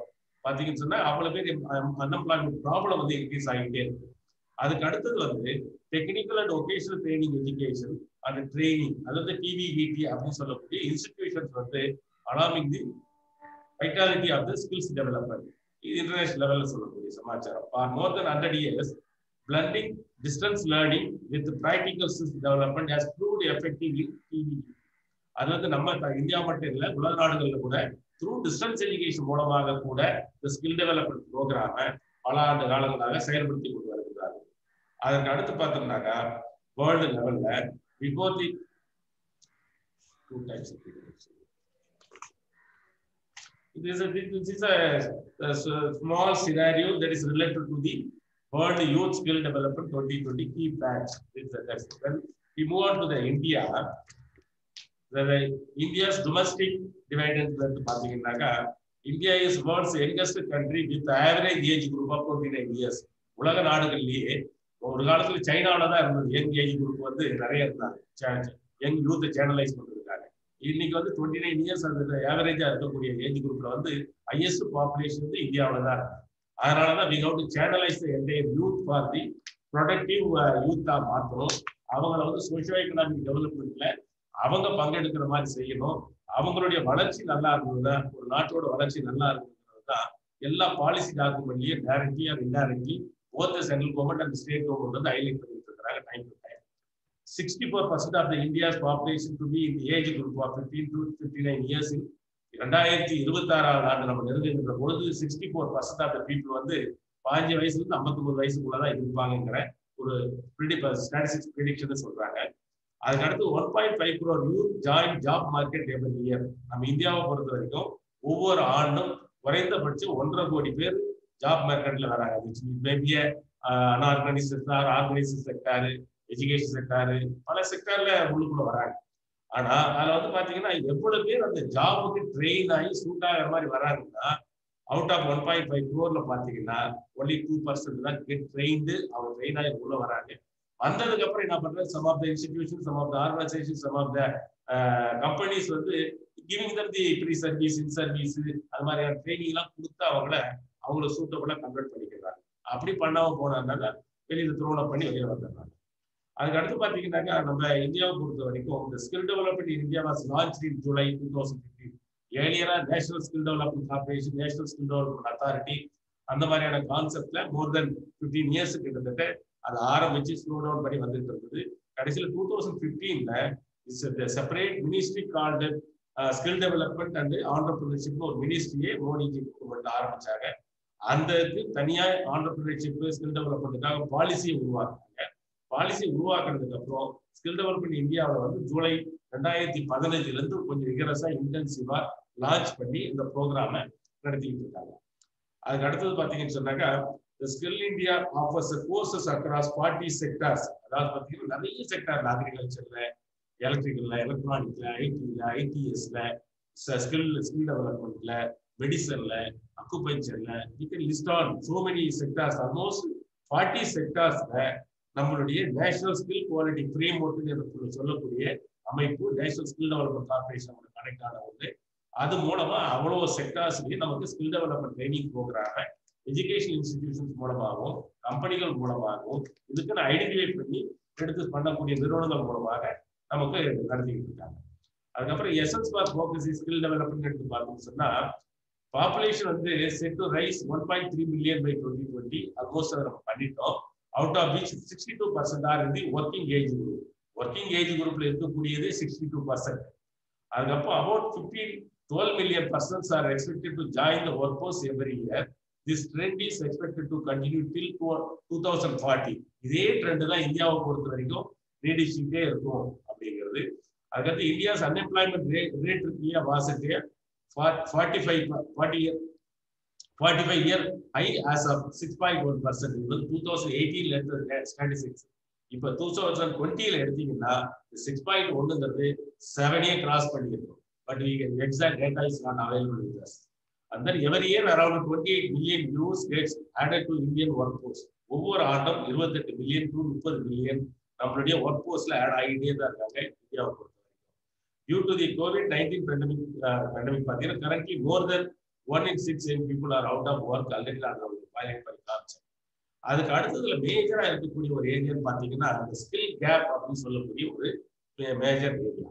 India lacks in the development of ஸ்கில்ஸ்ங்கிறது ஒன்று இருக்கு. உலக நாடுகளோட compare பண்ணோம்னா இந்த skill டெவலப்மெண்ட்டை இல்லைனாக்கா ஆண்டர்பிரினர்ஷிப்பை ரெண்டையும் combine. Skill leads entrepreneurship வேணும்னா ஸ்கில் இருந்தால் தான் ஆண்டர்பிரினராக ஆக முடியும். இந்த ரெண்டையும் கம்பைன் பண்ணி பார்த்தோம்னு சொன்னாங்க மற்ற நாடுகளோட கம்பேர் பண்ணுற போது நம்ம இந்தியாவோட ஸ்கில் பிளஸ் ஆண்டர்பிரினர்ஷிப் ரெண்டும் கம்பைன் பண்ணி இருக்கக்கூடிய பர்சன்டேஜ் ஆஃப் பாப்புலேஷனோட கம்பேர் பண்ணோம்னா 2.75, less than 3% தான் நம்ம கிட்ட இருக்கக்கூடிய entire 130 crore and odd people இருக்கக்கூடிய பார்த்தீங்கன்னா ரொம்ப ரொம்ப ரொம்ப ரொம்ப major percentage involve in the skill development and also skill acquire பண்ணி ஆண்டர்பிரினரா கன்வெர்ட் ஆகி இருந்துட்டு இருக்காங்கிறது ஒரு விஷயம். இந்த லேபர் மார்க்கெட்ல பாத்தீங்கன்னாக்கா 1/3 of the number had the appropriate skills to match the requirements of the employers. அதாவது எம்ப்ளாய்மெண்ட்ல என்ன பண்ணுது, employment is plenty of employment are available. But அந்த எம்ப்ளாய்மெண்ட்டுக்கு தேவையான சூட்டட் பாப்புலேஷன், அடிஷனல் சூட்டட் பர்சனை, சூட்டட் ஹியூமன் ரிசோர்சஸ், அந்த ஸ்கில் செட்டுக்கு வேண்டியான ஆட்கள் நம்ம இந்தியாவில் கிடைக்கிறது தான் பெரும் பிரச்சனையா இருக்கு. இந்தியாவை மட்டும் இல்லை, பல நாடுகள் இருந்து பிரச்சனை தான். ஆனா நம்ம கிட்ட இருக்கக்கூடிய பெரும் பிரச்சனை அதுதான். நீங்க பாத்தீங்கன்னா அன்ஆர்கனைஸ்ட் செக்டார்லயும் சரி, அதாவது ஸ்மால் அண்ட் மீடியம் என்டர்பிரைஸ்லயும் சரி, இல்லைன்னு சொன்னாக்கா மாடரேட் ஒர்க் ஃபோர்ஸ் வந்து ஏகப்பட்டது இருக்கு. ஃபார் எக்ஸாம்பிள் சொல்லணும்னு சொன்னாக்கா நம்மளுடைய சென்னையில இருந்து ஸ்ரீபெரும்பூர் பக்கத்துல இருக்கக்கூடிய உரக்கடம் இருக்கு இல்லையா, அது ஒரு இண்டஸ்ட்ரி ஆகும். நிறைய எம்ப்ளாய்மெண்ட் ஆப்பர்ச்சுனிட்டிஸ் இருக்கக்கூடிய நிறைய கம்பெனிஸ் உள்ளுக்குள்ள இருக்கு. ஐடி செக்டார்ல இருந்து, ஐடி செக்டார்ல இருந்து, மேனுபேக்சரிங் செக்டார்ல இருந்து நிறைய சர்வீஸ் செக்டார் வரைக்கும் நிறைய இருக்கு. அதுல டேட் எடுத்து பாத்தீங்கன்னாக்கா ஒரு சின்ன ஸ்டாட்டிஸ்டிக்ஸ் சொல்லுது. அதே சிந்தராங்க நமக்கு இருக்கக்கூடிய நண்பர்கள் நம்ம பல்கலைக்கழகத்துக்கு அணிகளுக்கு இந்த மாதிரி ட்ரைனிங் கொடுங்க, இந்த மாதிரி வேணும்னு சொல்லி கேட்கறத பாத்தீங்கன்னா அட் அன் ஆவரேஜ் ஒரு நாளைக்கு 2000 பேருக்கு வேலை கொடுக்கறதுக்கு அவங்க கிட்ட பொட்டன்சியல்ஸ் 2000 பேருக்கு வேலை ஒரு நாளும் தர முடியுங்கிறாங்க. அவங்களுக்கு தேவை அவங்களுடைய டொமைன்ல ஸ்கில் செட்ல எக்ஸ்பர்டீஸ் இருக்கணுங்கிறாங்க. அந்த எக்ஸ்பர்டீஸ் இருக்கிற இளைஞர்கள் இல்லை, அப்படியே தப்பித்தல் எக்ஸ்பர்டீஸ் இருக்கிற இளைஞர்கள் இருந்தாலும் கூட அவங்க கொடுக்கக்கூடிய 25,000 30,000 சம்பளம் வேண்டாம், எனக்கு ஒயிட் காலர் ஜாப் மாதிரி ஒரு 50,000 60,000 20,000 வேணுங்கிற எக்ஸ்பெக்டேஷன்லயே நம்ம இளைஞர் பட்டாளர்கள் இருக்கிறது தான் பல விஷயத்துல வேதனைப்படக்கூடிய சமாச்சாரம். அதுக்கடுத்து 80% of the labour force in India have education qualification up to secondary level, within which 55% have an education qualification only up to the primary level, and merely 2% of the workforce has an vocational training. பாருங்க, vocational training எடுத்துட்டு இருக்கக்கூடியவங்களே ஒட்டுமொத்த potential population 2% தான். அப்புறம் the workforce is growing substantially. workforce கூடிக்கிட்டு தான் இருக்கு. By the year 2030, India will have around 140 million people in the college age group. அப்படிங்கிற இப்போ almost இந்த 140 மில்லியன்ங்கிறது வந்து நமக்கு பே கிராஸ் பண்ற ஸ்டேஜ்ல தான் இருக்கும். ஓவராலா நம்ம இந்தியாவில் எடுத்துக்கிட்டோம்னா 1000 பல்கலைக்கழகங்கள், ஆல்மோஸ்ட் 48-50,000 கிட்ட கல்லூரிகள், எல்லா டைப் ஆஃப் கல்லூரிகளும் சேர்த்து உள்ள எடுத்தோம்னாக்கா நிறைய பாப்புலேஷன். அதுல நம்மளுடைய கிராஸ் என்ரோல்மெண்ட் ரேஷியோ கம்பேர் பண்ணி பார்க்கறோம், பொறுத்த வரைக்கும் ஒரு 26.9%. ஆனா தமிழகத்தை பொறுத்த வரைக்கும் 49.6%. நாம தான் அது வந்து the effort of the previous government, present government, ஏற்பட்ட விளைவுகள் தான் நம்மளால பண்ண முடியுது. அதுக்கப்புறம் வந்து பார்த்தா 2022 by 2022 more skilled workforce, most அப்போ 109 million will be required in 24 key sectors of the economy development. 9 million required skilled resources தேவைப்படுது 24 விதமான செக்டார்ல.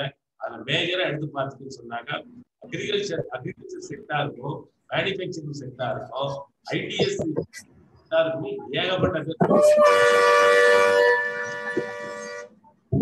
அதுக்கடுத்து பாத்தீங்கன்னா employability of the technically skilled work force has increased from 33.95% in 2014 to 45.6% 2018.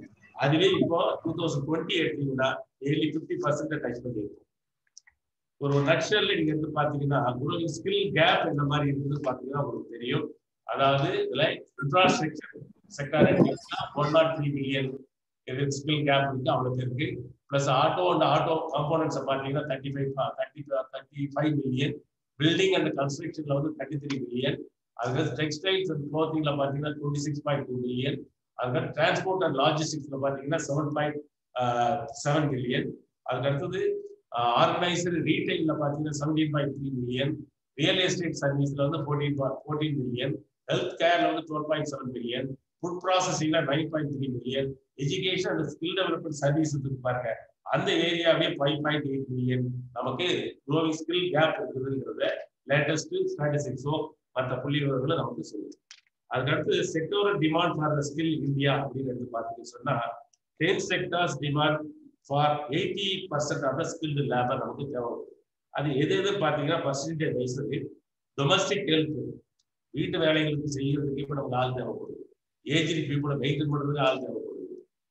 ஒரு காலத்துல வந்து பாத்தீங்கன்னா வீட்டுல இருக்க பெண்களே இந்த வேலையை செஞ்சு முடிச்சுக்கிறங்கிற காலகட்டம்லாம் போய் இப்போ போத்த பர்சன்ஸ் எம்ப்ளாயா இருக்கிறதுனாலையும் எம்ப்ளாயா இல்லைன்னாலும் கூட அவங்க they don't want select the லேபர்ங்கிறதுனால காசு பணம் இருக்கு அதனால என்ன பண்ணிடுறாங்க அந்த மாதிரியான செக்டர் நிறைய பேர் உலக நாடுகள் மட்டும் நம்ம இந்தியாவை மட்டும் இப்போ நிறைய வளர்ந்துட்டு வருது.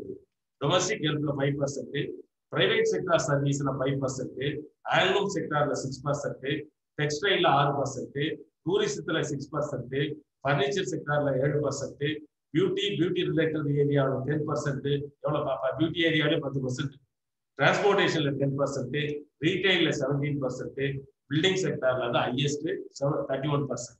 இது வந்து நம்மளுடைய செக்டார் டிபார்ட்மெண்ட் இந்தியாவில் இருக்கக்கூடிய சமாச்சாரம். இதுக்கு அடுத்து இதெல்லாம் அடிப்படையா வச்சுதான் நம்மளுடைய பாரதிதாசன் பல்கலைக்கழகத்துல நான் வந்து 2088-89 அகாடமிக் இயர்ல அங்கே ஜாயின் பண்ணேன். ஆல்மோஸ்ட் ஒரு 29 இயர்ஸ் கிட்டத்தட்ட பாரதிதாசன் யூனிவர்சிட்டியில ஒர்க் பண்ணாங்க. ஒர்க் பண்ண காலத்துல வெவ்வேறு துணைவேந்தர்கிட்ட நான் வேலை பார்த்தாலும் கூட ஒவ்வொரு துணைவேந்தர்களுமே நமக்கு இருக்கிற திறமை என்னன்னு நமக்கே தெரியல. முதல்ல நம்ம படிச்ச வேலைக்கு போனோம் அவ்வளவுதான்.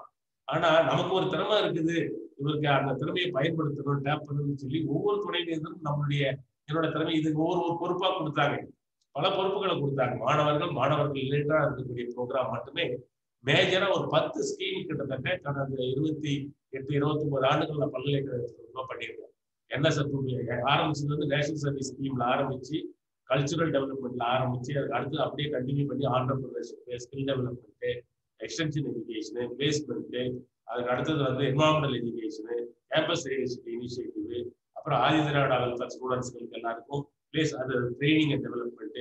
ஏன் ஒரு சைடு எடுத்து பார்த்தோம்னா ஆல்மோஸ்ட் ஒரு 10 மேஜர் ஸ்கீம் த்ரூஅவுட் பாரதிதாசன் யூனிவர்சிட்டியில் இருக்கக்கூடிய 100+ ஆட் காலேஜில் இருக்கக்கூடிய நியர்லி 1.5 lakhs to 2 lakhs யூத்துக்களை வந்து ஒவ்வொரு ஆண்டும் வெவ்வேறு ரூபத்துல அவர்களை சந்திக்கிறதுக்கும் பயிற்சி கொடுக்கறதுக்கும் அவர்களை வந்து யூத்தை சேனலைஸ் பண்ணி பெரிய லெவலில் அவங்க உருவாக்குறதுக்கான வாய்ப்பு பல்கலைக்கழகத்தில் எனக்கு கிடைச்சது. இந்த நேரத்தில் நான் நினைவு கூற விரும்புகிறேன். அதை குறிப்பிட்டு பல துணைவேந்தர்கள் எனக்கு உதவுனதை நாம நன்றி கூற விரும்புகிறேன். எடுத்து பார்த்தீங்கன்னா சில துணைவேந்தர்கள் இல்லை. முதல்ல எனக்கு அந்த வாய்ப்பு கொடுத்தது நம்மளுடைய மாநில பேராசிரியர் முத்துக்குமரன் தான் எனக்கு அதை கொடுத்தாரு. அதுக்கு அடுத்தது தங்கமுத்து, அதுக்கு அடுத்தது பேராசிரியர்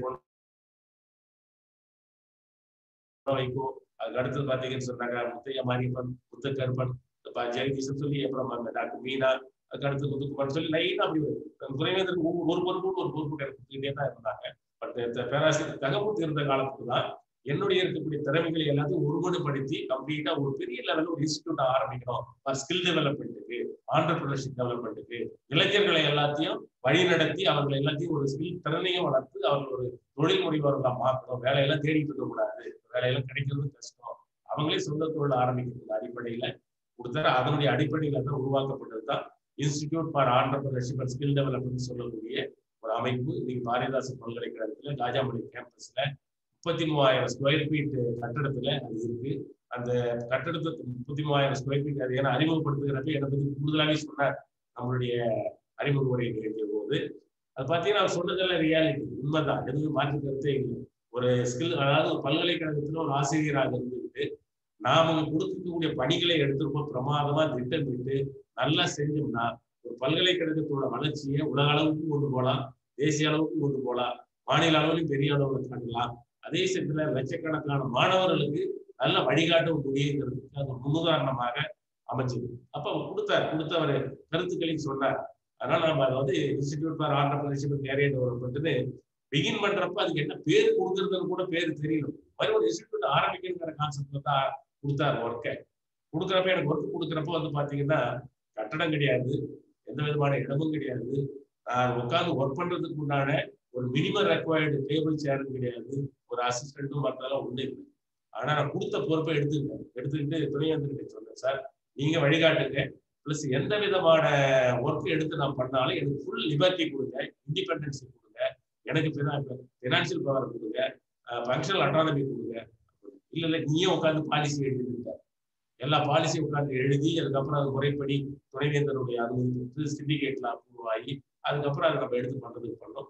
இது ஒண்ணுமே இல்லை, சிம்பிளா ஒரே ஒரு இதுல சொல்லணும்னு சொன்னா எந்த ஏஜ் குரூப்ல இருக்கிறவங்களும், அதாவது ஒரு 10 வயதுக்கு மேல இருக்கக்கூடியவங்க 95-100 வயது இருந்தாலும் கூட பரவாயில்ல, அவங்களால ஏதாவது நான் கத்துக்கணும், படிக்கணும், திறன் வளர்த்துக்கணும், என்னுடைய நேரத்தை பயன்படுத்திட்டு வேற யாருக்கும் ஒருவர் நினைச்சாங்கன்னா என்ட்ரி பாயிண்ட் இன்ஸ்டிடியூட் பாத்தீங்கன்னா ஸ்கில் டெவலப்மெண்ட் இன்ஸ்டிடியூட்டுக்கு 10 வயதுக்கு மேல எந்த வயது குரூப்ல வேணாலும் வரலாம் படிக்கணும். அது ஒண்ணு ஏஜ் இஸ் நோ பார். ரெண்டாவது படிக்கிறதுக்கு இந்த டைம் தான் அந்த டைம் தான். பல்கலைக்கழகம் சொன்னாவே காலையில ஒரு 10 மணிக்கு ஆரம்பிச்சு பொழுதுக்கு 5:45 க்ளோஸ் பண்ணிடணும். அந்த 10 to 5:45 10-11 போனாலும் வரலாம், எப்போனாலும் போகலாம், 4-4:30 மணிக்கு முன்னாடி கொண்டு போய்க்கலாம். இந்த மாதிரியான இருக்கிற அந்த கான்செப்ட்ல இருக்கக்கூடிய ஒரு அப்படி இருக்கக்கூடிய செட்டப்ல நான் இதுல என்ன பண்ணுறேன், 2வது பாலிசியில ஹைலைட் பண்றது வந்து இது பிளெக்சிபிள். எனி டைம் உனக்கு லேர்னர் 20 பேருக்கு கத்துக்கிறேன்னு நினைக்கிற 20 பேருக்கு எந்த டைம் உனக்கு சூட் ஆகும். காலையில 6 to 8 ஓகே, 6 to 8 நிறுவனத்தை ஓப்பன் பண்ணிடும், 6 to 8 ப்ரோக்ராம் நடத்துவோம். இல்ல night 8 to 10 okay, 8 to 10 programme நடத்தும். அது மாதிரி பிளெக்சிபிலிட்டி கொடுத்து any time weekly any days வரலாம், அட்டன் பண்ணலாம். அதே சமயத்தில் ஃபீஸை ஃபிக்ஸ் பண்றப்ப என்ன பண்ணோம், ஒரு கோர்ஸை முடிச்சு வெளியில போறாங்கன்னு சொன்னாங்க மினிமம் ஒரு 100 ரூபாயிலும் கோர்ஸ் படிச்சிட முடியும், அதிகபட்சமா ஒரு 10,000 ரூபாய் கட்டி ஃபிக்ஸ் பண்ணிக்க முடியுங்கிற மாதிரி இந்த ஃபீயை வந்து ஒழுங்குபடுத்தி விட்டோம். அதுக்கு அடுத்தது பாலிசியில பாத்தீங்கன்னாக்கா ஒன் டைம் தான். இந்த ஸ்டூடெண்ட் சும்மா இந்த பல்கலைக்கழகத்துல அலைய விடுறது பெரிய பிரச்சனை இன்னும் கூட இருந்துட்டு தான் இருக்கு.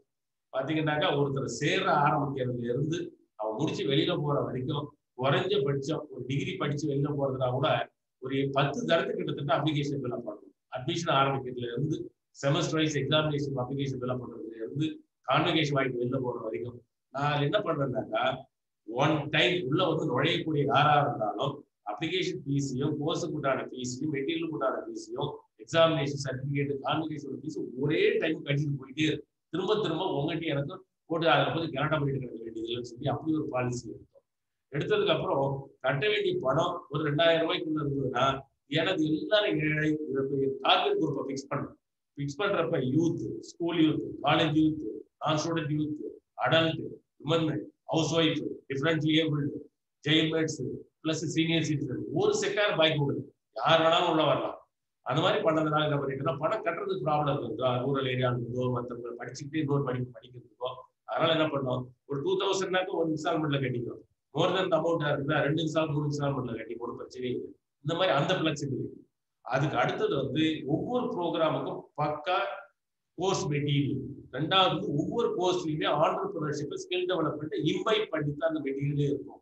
அதுக்கு அடுத்தது இதுக்கு எடுத்து பண்ணது எல்லாமே மேன் பவர் எல்லாம் என்ன பண்ணோம், மேன் பவருக்கு நாங்கள் என்ன பண்ணோம், பர்மனண்டா எம்ப்ளாயி யாருமே தேவையில்லை, அயர் அண்ட் ஃபயர் தான்.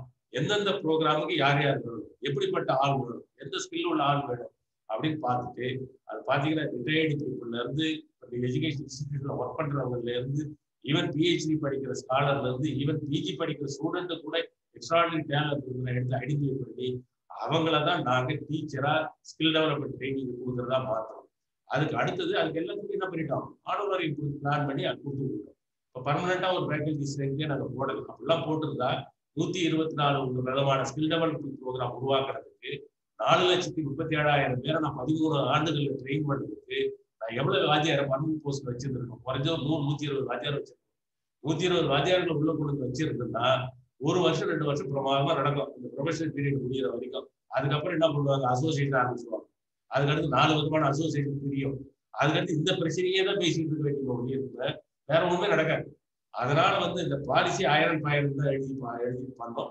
பாத்தீங்கன்னா சக்சஸ்ஃபுல்லா 13 ஆண்டு காலம் நாங்க இருந்தப்போ நான் சொல்றேன் 4,37,000 பேர் ஆன் ரெக்கார்ட் பார்க்கலாம், வெப்சைட்ல பார்க்கலாம், 124 ப்ரோக்ராம பார்க்கலாம். ஒரு செக்டாரும் பாக்கி விடல. ஒரு ரொம்ப ஜோவியலா சொல்லணும்னாக்கா அதாவது கம்ப்யூட்டர் சயின்ஸ்ல ஒரு ப்ரோக்ராம் நான் பார்த்தோம்.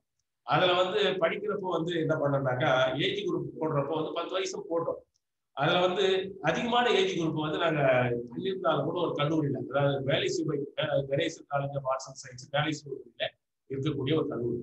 அந்த கல்லூரியில படிக்கக்கூடிய மாணவர்கள் certificate in basic computer application படிக்கலாம்னு ஒரு படிக்கிறது. 30 பேர் ஒரு கோர்ஸ், 30 பேருக்கு மேல சேர்க்க மாட்டோம். ஏன்னா அது 75% ஸ்கில்லு, 25% தான் இதுல தியரி இருக்கு. அதனால அப்படிதான் எல்லாத்தையும் நாங்கள் வடிவமைச்சோம். அப்ப கொடுக்குற பொழுது மாணவர்கள் கல்லூரியில் படிக்கக்கூடிய மாணவர்கள் அவுட் சைட் த காலேஜ் அவசரம் படிக்கிறாங்க. அதே சமயத்துல பப்ளிக் வேணும்னாலும் படிக்கலாம், அன்எம்ப்ளாய்டு யூத்தும் படிக்கலாம், அவங்க ஒரு அலுவலியும் படிச்சுக்கலாம். அதுல ஒரு 92 வயசு விஸ்வநாதன் சொல்லி பேர், அவர் அட்மிஷன் வேணும் கேட்கிறார் அந்த கல்லூரி முதல்வருக்கு. அந்த முதல்வர் என்னப்பா இந்த வயசுல உங்களுக்கு அட்மிஷன் போயிட்டு வாங்க. ஆனா அவர் என்ன அட்மிஷன் வேணும் திரும்பி இன்சிஸ்ட் பண்றாரு. இன்சிஸ்ட் பண்ணதுனால எனக்கு போனை போட்டு அந்த நண்பர் அந்த முதல்வர் சார் இந்த மாதிரி தொந்தரவு பண்றாரு, 92 வயசு, எப்படி சார் அவர் அட்மிட் பண்ண முடியும், அட்மிஷன் எல்லாரும் கேட்க மாட்டேங்கிறாங்க. சரி ஓகே, உங்க செல்போன் மைக் ஆன் பண்ணிடுங்க, அவரும் உள்ளதான ரூம்ல இருந்தாங்க இருக்காருங்க. சரி ஓகே ஆன் பண்ணுங்க, அவர்கிட்ட நான் பேசுறேன், நீங்களும் கேளுங்க. நான் கேட்டேன் அவர்கிட்ட பேரை கேட்டோட என்ன சொல்ல வயசு கொடுத்துருந்தா நல்லா ஃப்ரீயா போல்டா நல்லா பேசுறாரு. எதுக்காக கத்துக்கணும்னு நினைக்கிறீங்க கேட்டேன். நீங்க பிசிக்கலா வரீங்க, உங்களை யாரும் கூட்டு வந்து விடணும். இல்ல சார் 4 வயசுல நல்லா பிரமாதமா சைக்கிள் ஓட்டு நல்லா ஹெல்த்தியா இருக்கு, பிரகாசமா இருக்கு, விட்டா 4 பேர் நான் அடிப்பேன். என்ன எப்படி சொல்லிருக்கீங்க? என்னுடைய ஜாயிண்ட் ஃபேமிலி சிஸ்டத்துல 32 பேர் பேர குழந்தைங்க, எல்லாரும் அவங்கவுங்க வெளிநாடுகள்ல இருக்காங்க. என்னோட பையன், அவன் மருமகள், அங்க மொத்த கூட்டம். இதுகள் எல்லாத்தையும் நான் பேசிட்டு இருக்கிறப்போ இது எல்லாம் செல்போனையும் லேப்டாப்பையும் வச்சுக்கிட்டு அது ஓடுது ஒடியாது கண்ட்ரோல் பண்ண முடியல. எனக்கு ஏதாவது சொல்லுங்கன்னு சொல்லித்தர மாட்டேங்குது. இந்த வயசுல ஒன்றும் கத்துக்க முடியாது. டெய்லி எவ்ரிடே என்னை கிண்டல் பண்ணி நக்கல் பண்ணுதுங்க.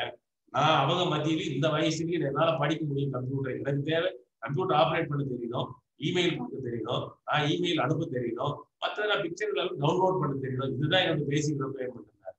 ஓகே ஒன்றும் பிரச்சனை இல்லை, அட்மிஷன் போட்டுருக்கேன். பாலிசியில நமக்கு இருக்கு ஏற்கனவே, இல்லைனாலும் திருப்பி ஆட் ஆன் பண்ணிடலாம், மோர் தேன் எந்த ஏஜோட மாற்றிடலாம் சொல்லி அட்மிஷன் வாங்குறேன். நீங்க நம்ப மாட்டீங்க சார், அதாவது 3 மாத ப்ரோக்ராம், வாரத்துல 3 நாள் கிளாஸ், பொழுதுக்கு 5 மணிலேருந்து 6 மணிலேருந்து 6, 7, 7 வரைக்கும் எக்ஸ்டெண்ட் ஆகி நடக்கும். எக்ஸாம் முடிச்சு த்ரோட்டு பாரதாஸ் யூனிவர்சிட்டியில பேசிக் கம்ப்யூட்டர் ஆப்ரேஷன் படிச்ச 452 பேர்ல இவர் தான் சார் ஃபர்ஸ்ட் ரேங்க் வாங்கினாரு. 2வது அவர் ஒரு நாள் கூட கிளாஸை கட் பண்ணல. நீங்க வயசு நோ பார், ஸ்கில்ல லேர்ன் பண்றதுக்கு நோ பார். அதே சமயத்துல அந்த கான்வெகேஷன் ஒரு ஃபங்க்ஷனுக்கு நான் போயிருக்கேன். அந்த கான்வெகேஷன் போனப்ப என்ன கான்வெகேஷன் கொடுக்க சொன்னாங்க. நான் சொன்ன கான்வெகேஷன் கொடுக்க வேண்டிய நான் இல்லை, அந்த அவர் தான் அந்த 92 வயசுல படிச்சா இருப்பார், அவர் தான் கொடுக்கணும்னு சொல்லி எனக்கு கொடுத்த இருக்கையை சொல்லி கான்வெகேஷன் ஸ்டேஜில் அவரை உட்கார வச்சு நீங்களே கான்வெகேஷன் பேசுங்கன்னு அவரை பேச வச்சு நீங்களே எல்லாருக்கும் பட்டத்தை கொடுங்கன்னு சொல்லி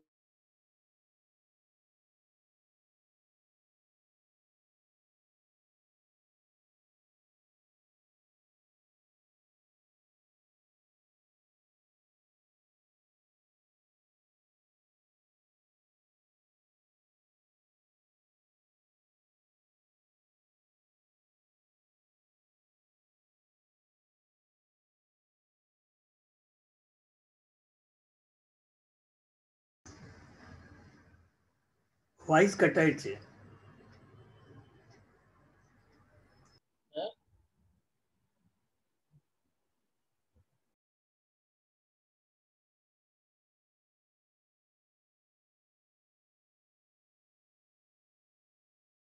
செக்டாருக்கு பண்ண ஸ்கூல் சில்ட்ரன்ஸ், அதாவது ஒரு 5வது 6வது 7வது 8வது படிக்கக்கூடிய ஸ்டூடெண்ட்ஸுங்களுக்கு கூட அந்த சின்ன வயசுலயே நமக்கு ஒரு ஸ்கில்ல இம்பைப் பண்ண வேண்டியிருக்கு, நிறைய அவனுக்கு டெவலப் பண்ண வேண்டியிருக்கு அவங்களோட சூழ்நிலைக்கு ஏற்ற மாதிரி.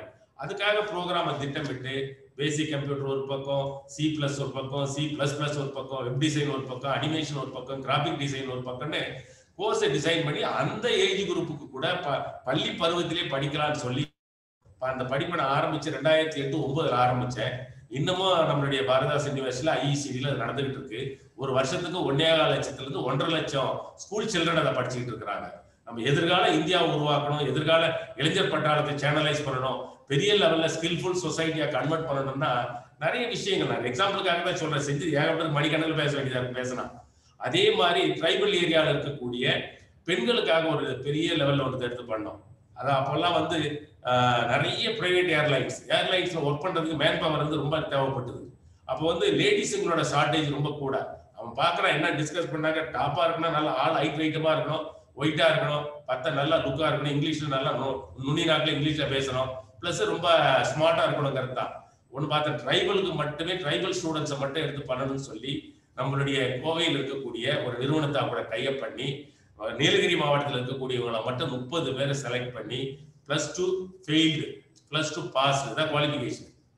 இன்னும் நாங்கள் குவாலிஃபிகேஷன் பிக்ஸ் பண்றப்ப என்ன பண்ணிட்டோம்னாக்கா எல்லாம் ஃபெயில் ஆனவங்களுக்கு தான் முக்கியத்துவம் முதல்ல, அப்புறம் தான் பாஸ் பண்ணவங்களுக்குலாம்.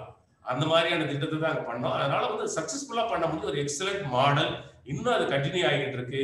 அதே மாதிரி ஏர் ஹோஸ்டஸ் ட்ரைனிங்கை கொடுத்து அந்த ட்ரைனிங்ல முடிச்சு எல்லாரும் நல்ல பெரிய பெரிய போஸ்ட்ல உட்காந்துட்டு இருக்காங்க. நிறைய பேர் நான் முடிச்சவங்க இல்லை அங்க. அதே மாதிரி இது மாதிரி ஒரு ஸ்கில் டெவலப்மெண்ட் அமைப்பை வந்து சென்ட்ரல் கவர்மெண்ட் இப்ப என்ன பண்றது, நிறைய பல்கலைக்கழகங்களுக்கு, இன்ஜினியரிங் காலேஜஸ்களுக்கு AICTE மூலமாலாம் கொடுக்குறாங்க. இது ஒரு விதத்துல பண்ணக்கூடிய ஒரு வாய்ப்பு, பிரமாதம் பண்றது. ரெண்டாவது வந்து பாத்தீங்கன்னாக்க இங்க தமிழ்நாடு ஓப்பன் யூனிவர்சிட்டி இப்ப நாங்க வந்து ஜாயின் பண்ணதுக்கு அப்புறம் ஆஸ் வைஸ் சான்சலர் நாங்க ஒரு centre for skill development and ஆண்டர்பிரினர்ஷிப்னு சொல்லி ஒரு சென்டரை கிரியேட் பண்ணியிருக்கோம். அதுல வந்து சென்டர் ஃபார் ஸ்கில் டெவலப்மெண்ட்ங்கிறத த்ரோடு தமிழ்நாட்டுல ஒரு ட்ரஸ்டோ ஒரு NGOவோ இல்ல கம்பெனியோ யார் வேணாலும் அந்த ஒரு அப்ளிகேஷன் அவங்க கிட்ட இருந்து வாங்கி அப்ளை பண்ணி அவங்க வந்து ஷார்ட் டேர்ம் கோர்ஸோ சர்டிபிகேட் ப்ரோக்ராமோ டிப்ளமோ ப்ரோக்ராமோ வெவ்வேறு ஸ்கில் செக்டர்ல ஸ்கில் டெவலப்மெண்ட் ப்ரோக்ராமை நடத்துறதுக்காக அப்படி ஒரு அமைப்பையும் ஏற்படுத்தி ஒரு குறைஞ்சபட்சம் ஒரு 1 லட்சம் கிராமப்புற மாணவியர்களுக்கு இந்த ஸ்கில் டெவலப்மெண்ட் கொடுக்கணுங்கிற கண்ணோட்டத்துல இங்கேயே நம்ம தமிழ்நாடு ஓப்பன் யூனிவர்சிட்டி அதை எடுத்து செய்யறதுக்கு உண்டான ஏற்பாடுகளை பண்ணி நிறைய ஒர்க் நடந்துகிட்டு இருக்குது. ஒரு ஏஜென்சி பண்ணி அந்த ஒர்க்கை ப்ரோக்ராம் நடந்துகிட்டு இருக்கு. அது இல்லாம நம்ம தமிழக அரசு எடுத்து பார்த்தீங்கன்னு சொன்னா தமிழ்நாடு ஸ்கில் டெவலப்மெண்ட் கார்பரேஷன் ஒரு தனியா ஏற்படுத்தி அதுல ஏகப்பட்ட ஃபண்ட்ஸையும் அலாட் பண்ணி ஒவ்வொரு வருஷத்துக்கும் ஃபண்ட்ஸ் அலாட் பண்ணி கோடிக்கணக்கில் நம்மளுடைய நான் student youth, drop out youth, unemployed youth அவங்களுக்கு வெவ்வேறு ஸ்கில் டெவலப்மெண்ட் ப்ரோக்ராமை ஆப்பர்ச்சுனிட்டிஸை கொடுத்துட்டு இருக்கிறாங்க. ஈவன் டிஃபரெண்ட்லி ஏபிள்டு கூட நேற்றுக்கு ஒரு 2 நாள் 3 நாள் படி பேப்பர்ல பாத்தீங்கன்னாக்கா ஒரு 10 பேருக்கு கொடுக்கறதுக்கான ஒரு அமைப்பு இருக்குன்னு சொல்லிட்டு 10 லட்சம் கொடுக்கறதுக்கான ஒரு ப்ரொபோசல் கேட்டிருக்காங்க. ஒவ்வொரு மாவட்டத்திலையும் மாவட்ட தொழில் மையம் இருக்கு. தொழில் மையம் மூலமா நம்மளுடைய கருத்துக்களையும் கருத்துரையும் கொடுத்தோம்னாக்கா மினிமம் 5 லட்சத்துல இருந்து அதிகபட்சம் 1 கோடி கிட்டத்தட்ட சப்சிடியோட நம்மளால ஸ்கில் டெவலப் நமக்கு ஸ்கில் இருந்து நமக்கு அதை கேப்பபிலிட்டா கொண்டு போயிட்டு ஸ்மால் மீடியம் மைனர் என்டர்பிரைசஸா மாற்ற முடியும்னு சொன்னா அதை பண்றதுக்கான வாய்ப்புகள் இருக்குது. அதனால இந்த மாதிரியான காலகட்டத்துல இப்ப லேட்டஸ்டா வந்த நியூ எஜுகேஷன் பாலிசி 2020 இருக்கு இல்லையா, நம்மளுடைய மத்திய அரசோட பாலிசி. அது வந்து நிறைய கலந்துரையாடல் டிபேட் எல்லாம் முடிஞ்சு பல்வேறு கருத்துக்களை எல்லாம் பெற்ற பின்பு பாத்தீங்கன்னு சொன்னா ஜூலை 29, 2020 அந்த பாலிசியை ரிலீஸ் பண்ணி இம்ப்ளிமெண்டேஷன் கொண்டு வந்துட்டாங்க. அது பாத்தீங்கன்னா இந்த ஒட்டுமொத்த holistic development of youth with emphasis on not only and upsurge in gross enrolment ratio but also on skill டெவலப்மெண்ட்டை ஃபோக்கஸ் பண்ணியிருக்காங்க. There is a revised approach towards running vocational courses which are being offered by various institutes of higher learning in the country.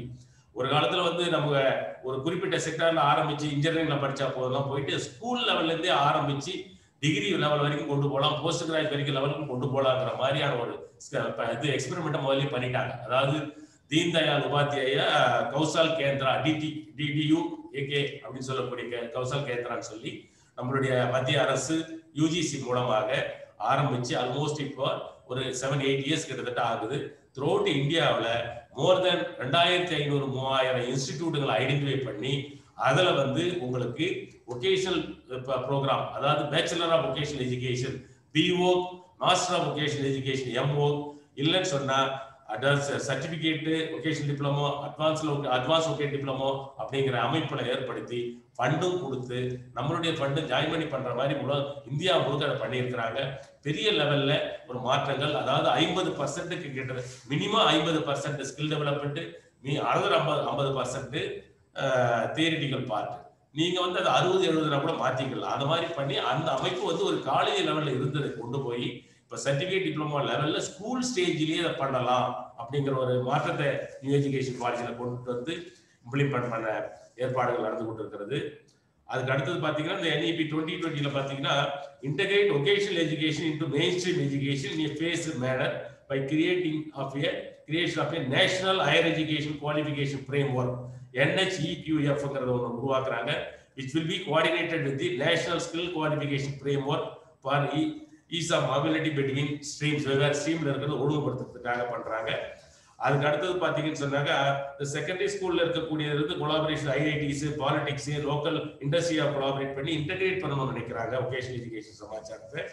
அதுக்கு அடுத்தது பாத்தீங்கன்னா இந்த policy வந்து aims for exposing at least 50% students from the schools and higher education institution to vocational education by 2025 உள்ள attain பண்றதுக்காக பண்ணணும் அந்த new education பாலிசியில செஞ்சிருக்காங்க. அதுக்கு அடுத்தது இதுல இந்த ஸ்கில் டெவலப்மெண்ட்ல நம்ம ஃபேஸ் பண்ணக்கூடிய மேஜர் சேலஞ்சஸ் எடுத்து பார்த்தோம்னா insufficient capacity in terms of trainer, in terms of infrastructure facilities, in terms of finance. நீங்க அது எப்படி வேணாலும் எடுத்து போடலாம். insufficient capacity என்ற ஏரியாவில் mobilizationலயும் நமக்கு we have some challenges, scalabilityலயும் we have challenges, skill mismatch வந்து நிறைய இருந்துகிட்டே தான் இருக்கு இன்னைய நிலையிலையும். டைரக்ட் அட்மிஷன் வித்தவுட் அசஸ்மெண்ட் எல்லாமே பண்ணிடுறாங்க ஒரு சில ஸ்கில் டெவலப்மெண்ட் ப்ரோக்ராமுக்கு. லேக் ஆஃப் ஸ்டாண்டர்டைசேஷன் பிரச்சனை, கேரியர் கவுன்சிலிங்ல பிரச்சனை, அதுக்கடுத்து ஹை காஸ்ட். இதெல்லாமே வந்து நமக்கு ஒரு ஸ்கில் டெவலப்மெண்ட் எடுத்து பண்றதுக்கு உண்டான ஒரு சேலஞ்சிங்கா இருக்கக்கூடிய சமாச்சாரம். அதுக்கடுத்து நான் ஏற்கனவே பேசுகின்ற பொழுது நம்மளுடைய தமிழ்நாடு ஓப்பன் யூனிவர்சிட்டி சம்பந்தப்பட்டதை நான் உங்களுக்கு சொல்லிட்டேன். அதனால நான் திருப்பி I don't want to repeat it. அதே சமயத்துல ஃபைனலா எடுத்து பார்த்தோம்னு சொன்னாக்கா லாஸ்ட் ஸ்லைட்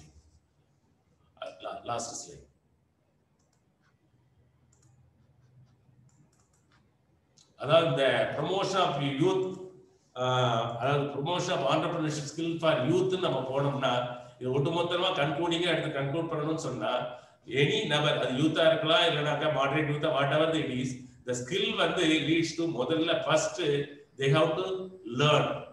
அன்லேர்ன் என்னென்னவா இருக்குதோ நம்ம எல்லாமே லேர்ன் பண்ணிட்டேன்னு நினைச்சுக்கிட்டே இருக்கிறோம்.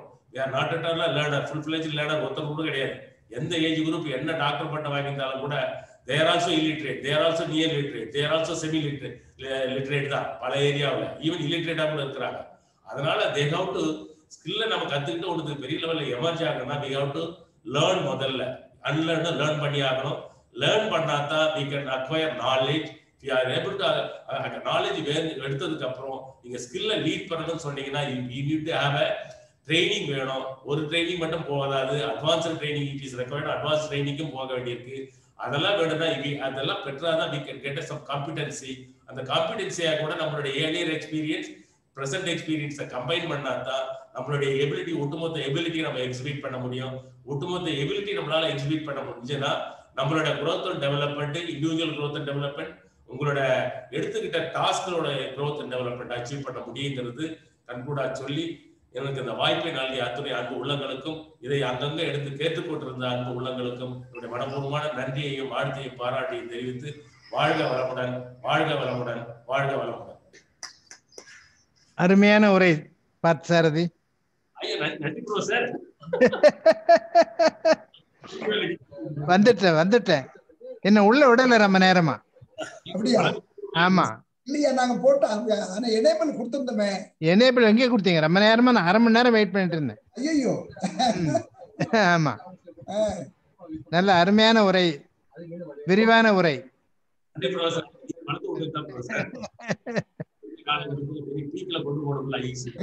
முன்னை துணைவேந்தர் இன்றைய துணைவேந்தருக்கு சொல்லக்கூடிய வாழ்த்து. அழகான சிறப்புரையை நல்கிய தமிழ்நாடு திறந்தநிலை பல்கலைக்கழகத்தின் துணைவேந்தர் பேராசிரியர் முனைவர் திரு கோ பார்த்தசாரதி அவர்களுக்கு நன்றி சொல்லி மகிழ்கிறோம். தொடர்ந்து இன்றைய நிகழ்ச்சியில் கலந்து கொண்டு நிகழ்ச்சியை சிறப்பித்துக் கொண்டுள்ள பல்துறையை சேர்ந்த சான்றோர் பெருமக்கள் அனைவரும் கலந்துரையாடி மகிழும் நேரம் இது. இது உங்கள் நேரம். வாருங்கள், கலந்துரையாடி மகிழ்வோம். அருமை மனோன்மணி, சரியான நேரத்துல நல்ல கருத்தை சொல்லியிருக்கீங்க.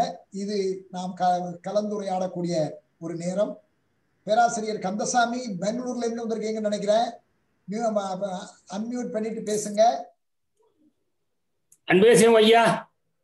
அன்பே சிவம் சொல்லுங்க. நான் எதை பத்தி உரையாடுவது என்று தாங்கள் சிறிது எனக்கு விளக்கினால் நன்றாக இருக்கும்.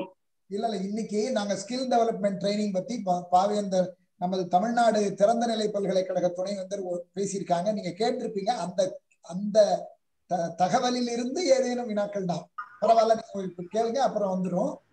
அடுத்து கோபாலன். வணக்கம். வணக்கம். அணுவியல் அறிஞர் சார் கோபாலன் அவர்கள் சொல்லுங்க. ரொம்ப அருமையான பேச்சுங்க. உங்க அச்சீவ்மெண்ட் ஹேட்ஸ் ஆஃப். டெஃபினெட்லா அவங்க நீங்க வந்து என்னென்ன பண்ணிருக்கீங்க அப்படின்னு சொல்லிட்டு ரொம்ப ப்ராக்டிக்கலா உங்க ஐடியாஸ் எல்லாம் ரொம்ப, அதுவும் இந்த ஸ்கூல் சில்ட்ரன் அப்புறம் இந்த ட்ரைபல்ஸ் அவங்கள வந்து எய்ம் பண்றதுங்கிறது ரொம்ப ரொம்ப உத்தமமான காரியம். அது கரெக்ட். ஆனா இந்த 2-3 கொஸ்டின்ஸ் இருக்குங்க எனக்கு. நான் வந்து இந்த கிராமப்புற வேலைக்கு அப்படின்னு சொல்லிட்டு ஒரு கட்டுரைக்காக தகவல் சேகரிச்சேன். அப்போ அதுல வந்து இந்த பிரஸ் இன்ஃபர்மேஷன் பியூரோல அவர் ராஜ்குமார் சிங், அவர் தானே மினிஸ்டர், அவர் வந்து அறிக்கையெல்லாம் அப்பப்போ கொடுத்துட்டு வர்றாரு. இயர் எண்ட் 2019 அதுல வந்து அவர் முதல்ல வந்து நீங்க சொன்ன அந்த ஸ்கில் மிஷன், ஸ்கில் இந்தியா மிஷன்ல aim was 40 crore people to be trained அப்படின்னு சொல்லிட்டு அப்போ அவர் பிரைம் மினிஸ்டர் எல்லாம் சொல்லியிருக்காரு. ஆனா 2019 வரைக்கும் பிரஸ் இன்ஃபர்மேஷன் ரிப்போர்ட் பிரகாரம் 87 90 லட்சம் அவங்க தான் ட்ரெயின் பண்ண முடிஞ்சது. அதுல கூட வந்து 50% மேல 54% போட்டிருக்காங்க. அவங்க லிங்க்டு டு எம்ப்ளாய்மெண்ட். ஆக்சுவலா அவங்களுக்கு வேலை கிடைக்கலையா, ஆனா வேலைக்கு தகுந்தது அந்த மாதிரி 54% தான் அப்படின்னு கொடுத்துருக்காங்க. அப்புறம் 2020ல அந்த ரிப்போர்ட்ல ஒன்றும் இல்லை, ஏன்னா அந்த கொரோனாவெல்லாம் இருக்கலாம். 2020ல ஒரு நீங்க சொன்ன மாதிரி நீங்க எக்ஸ்பிளைன் பண்ணீங்க ரொம்ப அருமையா. அது பாலிசி எல்லாம் ரொம்ப ஐடியல் ஆக்சுவலி. அந்த மாதிரி இது இருக்கு. ஸோ இப்போ வந்து நம்ம எய்ம் வந்து 40 crore சொன்னா கூட ஏன் இந்த மாதிரி குறைச்சலான பேர் தான் ட்ரெயின் பண்ண முடிஞ்சது, அதுலயும் ரொம்ப குறைச்சலான பேர் தான் எம்ப்ளாய்மெண்ட்டுக்கு பண்ண முடிஞ்சது. அது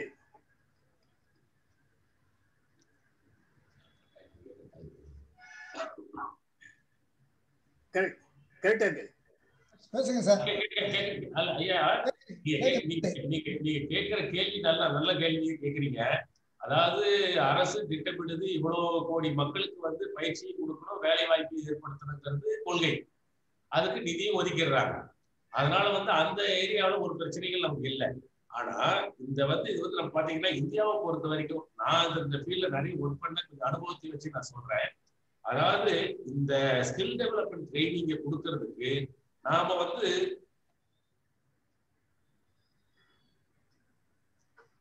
ஆடியோ கட் ஆகுது. ஆடியோ திடீர்னு கட் ஆகுது. வாய்ஸ் கட் ஆகுது சார். உங்க வாய்ஸ் ஆடியோ கட் ஆகுது. அவங்க போட்டு ட்ரெயின் பண்ண வேண்டியதா இருக்கு. அவங்களுடைய இந்த வேலைக்கு போற வாய்ப்பு அதுல குறையுது. அவன் படிக்கிறதுக்கு வேற ஏதோ போன நினைக்கிறான். நாம அவனை வந்து கம்பல் பண்ணியோ இல்ல கம்பல் பண்ணாமையோ கொடுக்க வேண்டிய சூழல் இது ஒரு பக்கம். இன்னொரு பக்கம் பாத்தீங்கன்னா நம்ம கிட்ட இருக்கக்கூடிய என்டையர் லேபர் போர்ஸ், வேர்க்கோர், இந்த போர்ஸ் நமக்கு தேவையானது எல்லாத்தையும் ட்ரெயின் பண்ண வேண்டிய ஏரியா வந்து ஆல்மோஸ்ட் த்ரூஅவுட் இந்தியாவில் 30-35 கோடி பேருக்கு கிட்டத்தட்ட எல்லாமே ஸ்கூல் டிராப் அவுட், எல்லாமே நான் ஸ்டார்டர்ஸ், எல்லாம் அதாவது இடையில விட்டுட்டு ஓடி வந்தவங்க தான்.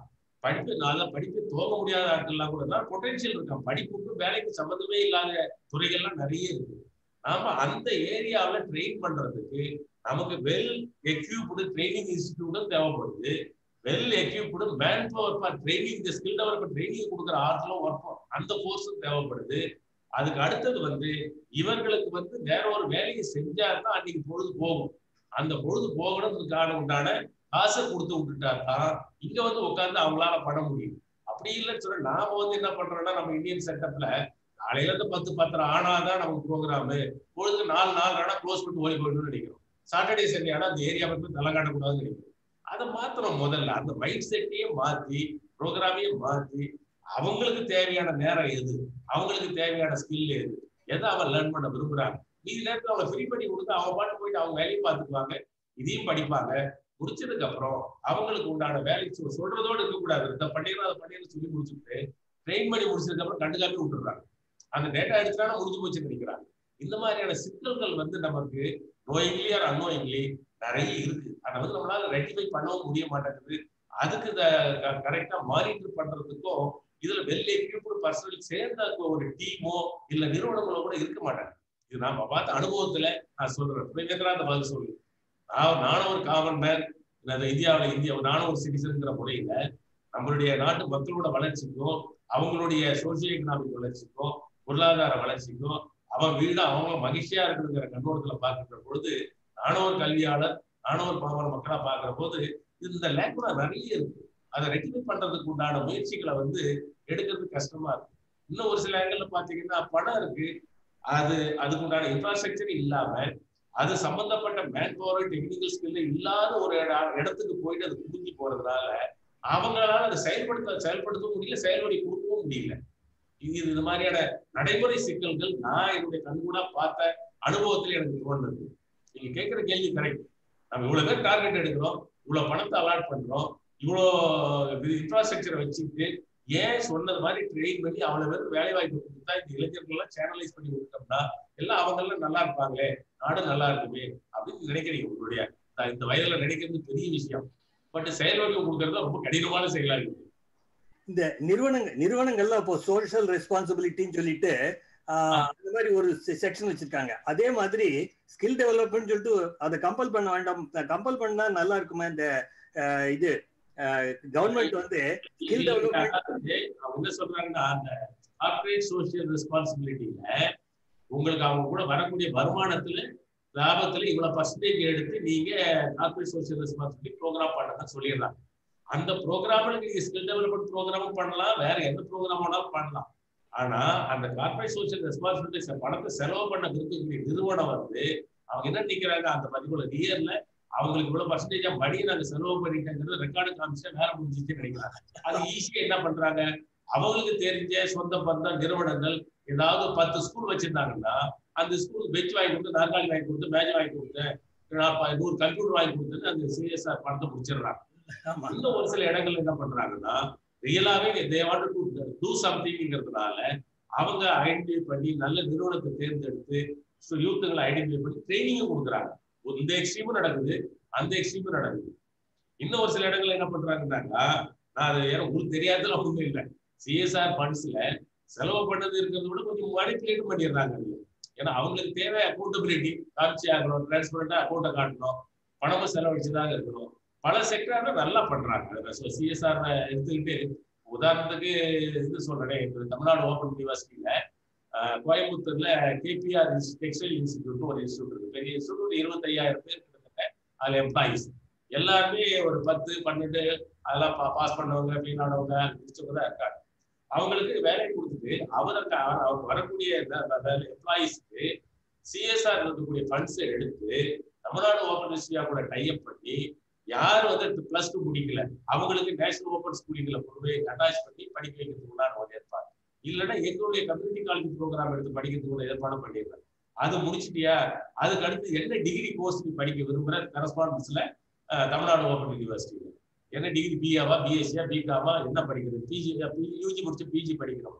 இந்த மாதிரி பாத்தீங்கன்னா ஒவ்வொரு ஆண்டும் ஒரு 2500 பேருக்கு கிட்டத்தட்ட அவங்க கிட்ட இருக்கிற எம்ப்ளாயி எல்லாம் பொட்டன்ஷியல் யூத்தா கன்வெர்ட் பண்ணி வேலையும் செய்யறாங்க. அதே சமயத்துல அந்த பணத்தை அவங்க கட்டி அவங்கள படிக்க வச்சு நல்ல கிராஜுவேட்டாகவும் போஸ்ட் கிராஜுவேட்டும் பிரமாதமா கொண்டு வர்றாங்க. இந்த மாதிரி எக்ஸ்ட்ரீமா பண்ற நிறுவனங்களும் இருக்கத்தான் செய்யுது. நீங்க உங்க ஸ்கீம் எல்லாம் ரொம்ப நல்லா இருக்கு, ஆனா அதை பத்தி ப்ரொமோட் பண்றதுக்கு அது தகுந்த ஆளு கிடைக்கணும். அப்பதான் இது பப்ளிக்க போய் சேரும். இப்ப என்ன பண்ணிருக்காங்க, ஆரம்பத்திலே சொல்றேன் சார், இது நம்ம கிட்ட சார் பாத்தீங்கன்னா உலக நாடுகள்லயே இந்தியாவை மாதிரி திட்டமிடுற நாடு உலகத்துல வேற யாரும் இல்லை சார். திட்டமிடுறதுல பாத்தீங்கன்னா இந்தியா சூப்பர். ஆனா எக்ஸிகியூஷன் பண்றோம் இல்லையா, எக்ஸிக்யூட் பண்றதுல உலக நாடுகளே நம்மள மாதிரி மோசமா எக்ஸிக்யூட் பண்றவங்களே இல்லை. இது நான் பண்ணல, ரிசர்ச்சே பண்ணி சொல்றாங்க. பல ஆண்டு காலத்துக்கு முன்னாடி ஒரு செய்தி தான் இருக்கு. ஆனா நமக்கு திட்டமிடுறதுல நல்ல பயங்கர திறமசாலி, கெட்டிக்காரி, புத்திசாலி எல்லாம் நம்மகிட்ட இருக்கும். பக்காவா திட்டத்தெல்லாம் பார்த்தா பிரமாதமா தான் இருக்கும். இந்த கொள்கை பரப்பு தூதுவர்கள் அப்படின்னு இது இருக்க பிராண்ட் அம்பாசிடர், இப்போ மினிஸ்ட்ரி வருண் தாவன், அனுஷ்கா சர்மா அவங்க நடிகை, இவர் வருண் தாவன் தெரியாது. இவங்கெல்லாம் இப்போ நீங்க சொல்ற ப்ரோக்ராமுக்கும் இவங்க வந்து எவ்வளவு தூரம் அதை ப்ரொமோட் பண்ணாங்க. அதுக்கு பதிலா ரொம்ப பாப்புலரா எல்லாருக்கும் தெரிஞ்ச ஒரு பர்சனாலிட்டி அவங்க வந்து நம்ம மக்கள் கேட்கக்கூடிய பர்சனாலிட்டி அவங்கள இன்வால்வ் பண்ணா இது ரொம்ப மக்களுக்கு போய் சேரும். இந்த மாதிரி நீ இது மாதிரி அதோட மாற்று கருத்து எதுவும் இல்லை. பட் செயல் வடிவம் கொடுக்கறவங்க நாம இல்லை, செயல் வடிவம் கொடுக்க வேண்டியவங்க எங்கெங்கேயோ இருக்கிறாங்க. அதனால அவங்கதான் ஒரு கொள்கை ரீதியாக முடிவு எடுத்திருப்பாங்க. அதனால வந்து நாம அது ரொம்ப டீப்பா போயிட்டு அதை நம்ம கிரிட்டிசைஸ் பண்றதோ இல்ல இது பண்றதோ வேண்டாம். சொல்ற பொதுப்படையான கருத்து, எந்த ஸ்கில்லோ எந்த செக்டாரோ அதுல திறமைசாலி, புத்திசாலி, அறிவாளி, அனுபவசாலி, அது நிறைய கான்ட்ரிபியூட் பண்ணவங்க. அதே சமயத்துல மக்கள் அவர் சொல்ல கேட்கக்கூடியவங்களா இருப்பாங்களான்னு பார்த்து சொல்ல கேட்பாங்க. ஆமா, அததான் சொல்றேன். Identification of right person for right job இருக்கு இல்லையா, அதுதான் சார் நம்மகிட்ட இருக்க பெரிய பிரச்சனை. திருவள்ளுவர் சொன்ன மாதிரி இதனால் இவனாய்ந்து இவங்க முடிவு ஒரு குரல் இருக்கு பாருங்க. நீங்க அந்த ஹியூமன் ரிசோர்ஸ் மேனேஜ்மெண்ட்ல அந்த குரலுக்கு முழு வடிவம் கொடுத்து டாப் லெவல்ல இருந்து பாட்டம் லெவல்ல இருக்கிறவங்க பண்ணிட்டாங்கன்னா வெறும் மாபெரும் மாற்றத்தை நம்ம வெகு வேகமா பார்க்கலாம். நீங்க பேசின ஃபிகர்ல, நீங்க கொடுத்த ஃபிகர்ல பியூட்டி செக்டார்ல 10% இது கேப் இருக்கு அப்படின்னு சொல்லுங்க, டிமாண்ட் இருக்குன்னு. ஆமா சார், அதுக்காகத்தான் அந்த அனுஷ்கா சர்மா எல்லாம் ரிப்பேர் பண்ணி பாக்குறது. அது நமக்கு தெரியாது சார். அதாவது நம்ம செக்டார் வைஸ் எடுத்தா பியூட்டி செக்டார்ல 10% இருக்கு. ஏன்னா அதைத்தான் சார் மக்கள் இப்ப விரும்புறாங்க. ஆணா இருந்தாலும் பெண்ணா இருந்தாலும் வயசு வித்தியாசம் பார்க்காம என்னென்னவோ கிடக்கிறதுல வாரி பூசி பிரமாதமா இருக்கணுங்கிற மாதிரியே காட்டுறாங்களே சார். அதுக்கு அது ஒரு தொழில் நடக்கத்தானே செய்யுது. நான் என் அனுபவத்துல சொல்லணும்னு அவங்க சொல்லிட்டு இருக்கலாருக்கு. நான் பாரதிதாஸ் யூனிவர்சிட்டியில இருந்தப்போ அந்த செக்டார்ல நான் ட்ரெயின் பண்ணணுங்கிறதுக்காக நான் அந்த ப்ரோக்ராம் டிசைன் பண்ணேன். ஷார்ட் டேர்ம் ப்ரோக்ராம் கம்ப்ளீட்டா ஒரே ஒரு வாரத்துல அந்த பயிற்சி எடுத்துக்கலாம். பயிற்சி எடுத்துக்கிட்டோம்னாக்க மினிமமா ஒரு ஆளுக்கு கல்யாணம் பண்ற பொண்ணுக்கு ஒரு மேக்கப் போட்டு செட் பண்ணி அனுப்பிடணும். ஏன்னா அந்த செக்டார்ல மேக்கப் போடுறதுக்கு வந்து கல்யாண பொண்ணுக்கு 10,000 20,000 25,000 வரைக்கும் சார்ஜ் பண்ணிடுறாங்க. கிராமத்துல இருக்கிற பொண்ணுங்களோ கிராமத்துல இருக்கக்கூடியவங்களுக்கு அவ்வளவு பணத்தை செலவழிக்க முடியாது. அவங்களுக்கு அவ்வளவு பணமே இல்லை. ஒட்டுமொத்த கல்யாணத்துக்கு அவ்வளவு செலவு பண்ணுவாங்க. அதனால அதுக்கு அது ப்ரோக்ராமை திட்டமிட்டு ஒரு வாரத்துக்கு கோர்ஸ் தயார் பண்ணி அது சம்பந்தப்பட்ட எக்ஸ்பர்ட்ஸை கூப்பிட்டு கிராமத்துல இருக்கிற பொண்ணுங்களா ஐடென்டிஃபை பண்ணி அவங்களுக்கு ஒரு வாரத்துக்கு ட்ரைனிங் யூனிவர்சிட்டி வர வச்சு வந்து போற காசையும் கொடுத்து பஸ் பேரை கொடுத்து ட்ரெயின் பண்ண ஒரு வாரம். நீங்க அவங்க வர்றப்பெல்லாம் பாத்தீங்கன்னாக்கா அவங்களுடைய ட்ரெஸ், அவங்களுடைய தலை, அவங்களுடைய முகம் எல்லாமே பாமர மக்கள் எப்படி இருப்பாங்க அப்படிதான் இருந்தாங்க. ட்ரைனிங் எல்லாம் கொடுத்து முடிச்ச ஒரு வாரம் முடிச்சதுக்கு அப்புறம் பாத்தீங்கன்னா வேலிடிட்டி ஃபங்க்ஷன் வச்சு சர்டிபிகேட் கொடுக்குறோம். எங்களுக்கே தெரியல யாரு என்ன அடையாளமே தெரியல. அதுதான் அந்த அல்ட்ரா மாடல்ல மேக்கப்பை போட்டு முடியெல்லாம் மாற்றி நடக்கிற ஸ்டைலே மாறி போய் சர்டிபிகேட் வாங்குறப்போ அவங்க கொடுக்குற போஸ் எல்லாம் எங்களால் தாங்க முடியல. கடைசியில பாத்தீங்கன்னா இன்னைக்கு எல்லாரும் அது ட்ரெயின் ஆகி போனவங்க எல்லாம் அது ஃப்ரீயா தான் கொடுத்த காசெல்லாம் சார்ஜ் பண்ணல, ப்ரொமோட் பண்றதுக்காக கொடுத்தோம். நீங்க அவங்க எல்லாரும் அவங்கவுங்க வில்லேஜ்ல போயிட்டு அந்த சுற்று பக்கத்துல இவங்க பியூட்டி பார்லர் நடத்துற மாதிரி ஆயிட்டாங்க. மொபைல் பியூட்டி பார்லர் நடத்துற மாதிரி ஆகி ஒரு நாளைக்கும் 500 ரூபாய் 600 ரூபாய் சம்பாதிக்கிற அளவுக்கு ஆகிட்டு மாசத்துல பாத்தீங்கன்னா அவங்களோட சம்பளம் நம்ம டாக்டர் பட்டம் வாங்கி கல்லூரியில பேராசிரியர் வேலை பார்த்து 15,000 ரூபாய் சம்பளம் 20,000 ரூபாய் சம்பளம் 6 மாசம் சேர்த்து ஒன்னா வாங்கணும். அவங்க மாசம் 15,000 20,000 சம்பாதிக்கிறதுன்னு சொல்லி வந்து பேடி கொடுத்தாங்க. அதெல்லாம் அந்த காலத்திலேயே எக்ஸ்பிரஸ் இந்துலயும் பல பத்திரிகைகள்ல தமிழ் பத்திரிகைகள்ல ரெக்கார்ட் ஆகிருக்கு. நீ அதனால சார் அது ஒரு நல்ல செக்டர் சார், பியூட்டி செக்டர் நான் அனுபவமா பார்த்திருக்கேன். அதுக்கப்புறமா தான் அதுல டிப்ளமோ சர்டிபிகேட்டு அட்வான்ஸ் டிப்ளமோ வரைக்கும் கொண்டுட்டு வந்து அந்தந்த இண்டஸ்ட்ரியோட டைப் பண்ணி ப்ரோக்ராம் பண்ணேன். அதுலேயே பாரதாஸ் யூனிவர்சிட்டி அந்த செக்டர்ல ட்ரெயின் பண்ணது more than 1,000 கேர்ள்ஸ் இருப்பாங்க சார். எல்லாருமே நல்லா இருக்கிறாங்க, நல்ல வருமானத்தோடு இருக்கிறாங்க. ரொம்ப மகிழ்ச்சி துணைவேந்தர் அவர்களை. எவ்வளவு பொறுமையா மிகவும் அருமையா, அதுவும் நம்ம கோபாலன் அணுவியல் அறிஞர் அவரை விடாம கேட்ட கேள்வி சொன்னீங்க. எம்பி இந்த வயசுலயும் ஆர்வத்தோடு கேட்கிறாரு, அதெல்லாம் பாராட்டு. இந்த வயதிலையும் இவ்வளவு சிந்தனையோட நிறைய கருத்துக்களை எதிர்கால இந்தியா எப்படி இருக்கணும், எதிர்கால இளைஞர்கள் எப்படி இருக்கணுங்கிற கண்ணோட்டத்துல கேள்வி கேட்கறதுல பாராட்டக்கூடிய விஷயம் இல்லாத மகிழ்ச்சி. அது மாதிரி டாக்டர் ரவீந்திரநாத் வந்திருக்காங்க கோயம்புத்தூர்ல இருந்து. மிக சிறந்த டாக்டர். நாங்கள்லாம் ஒரு அமைப்புல இருக்கும்போது கேள்வியின் நாயகன் என்றே நாங்கள்லாம் அவரை சொல்லுவோம்.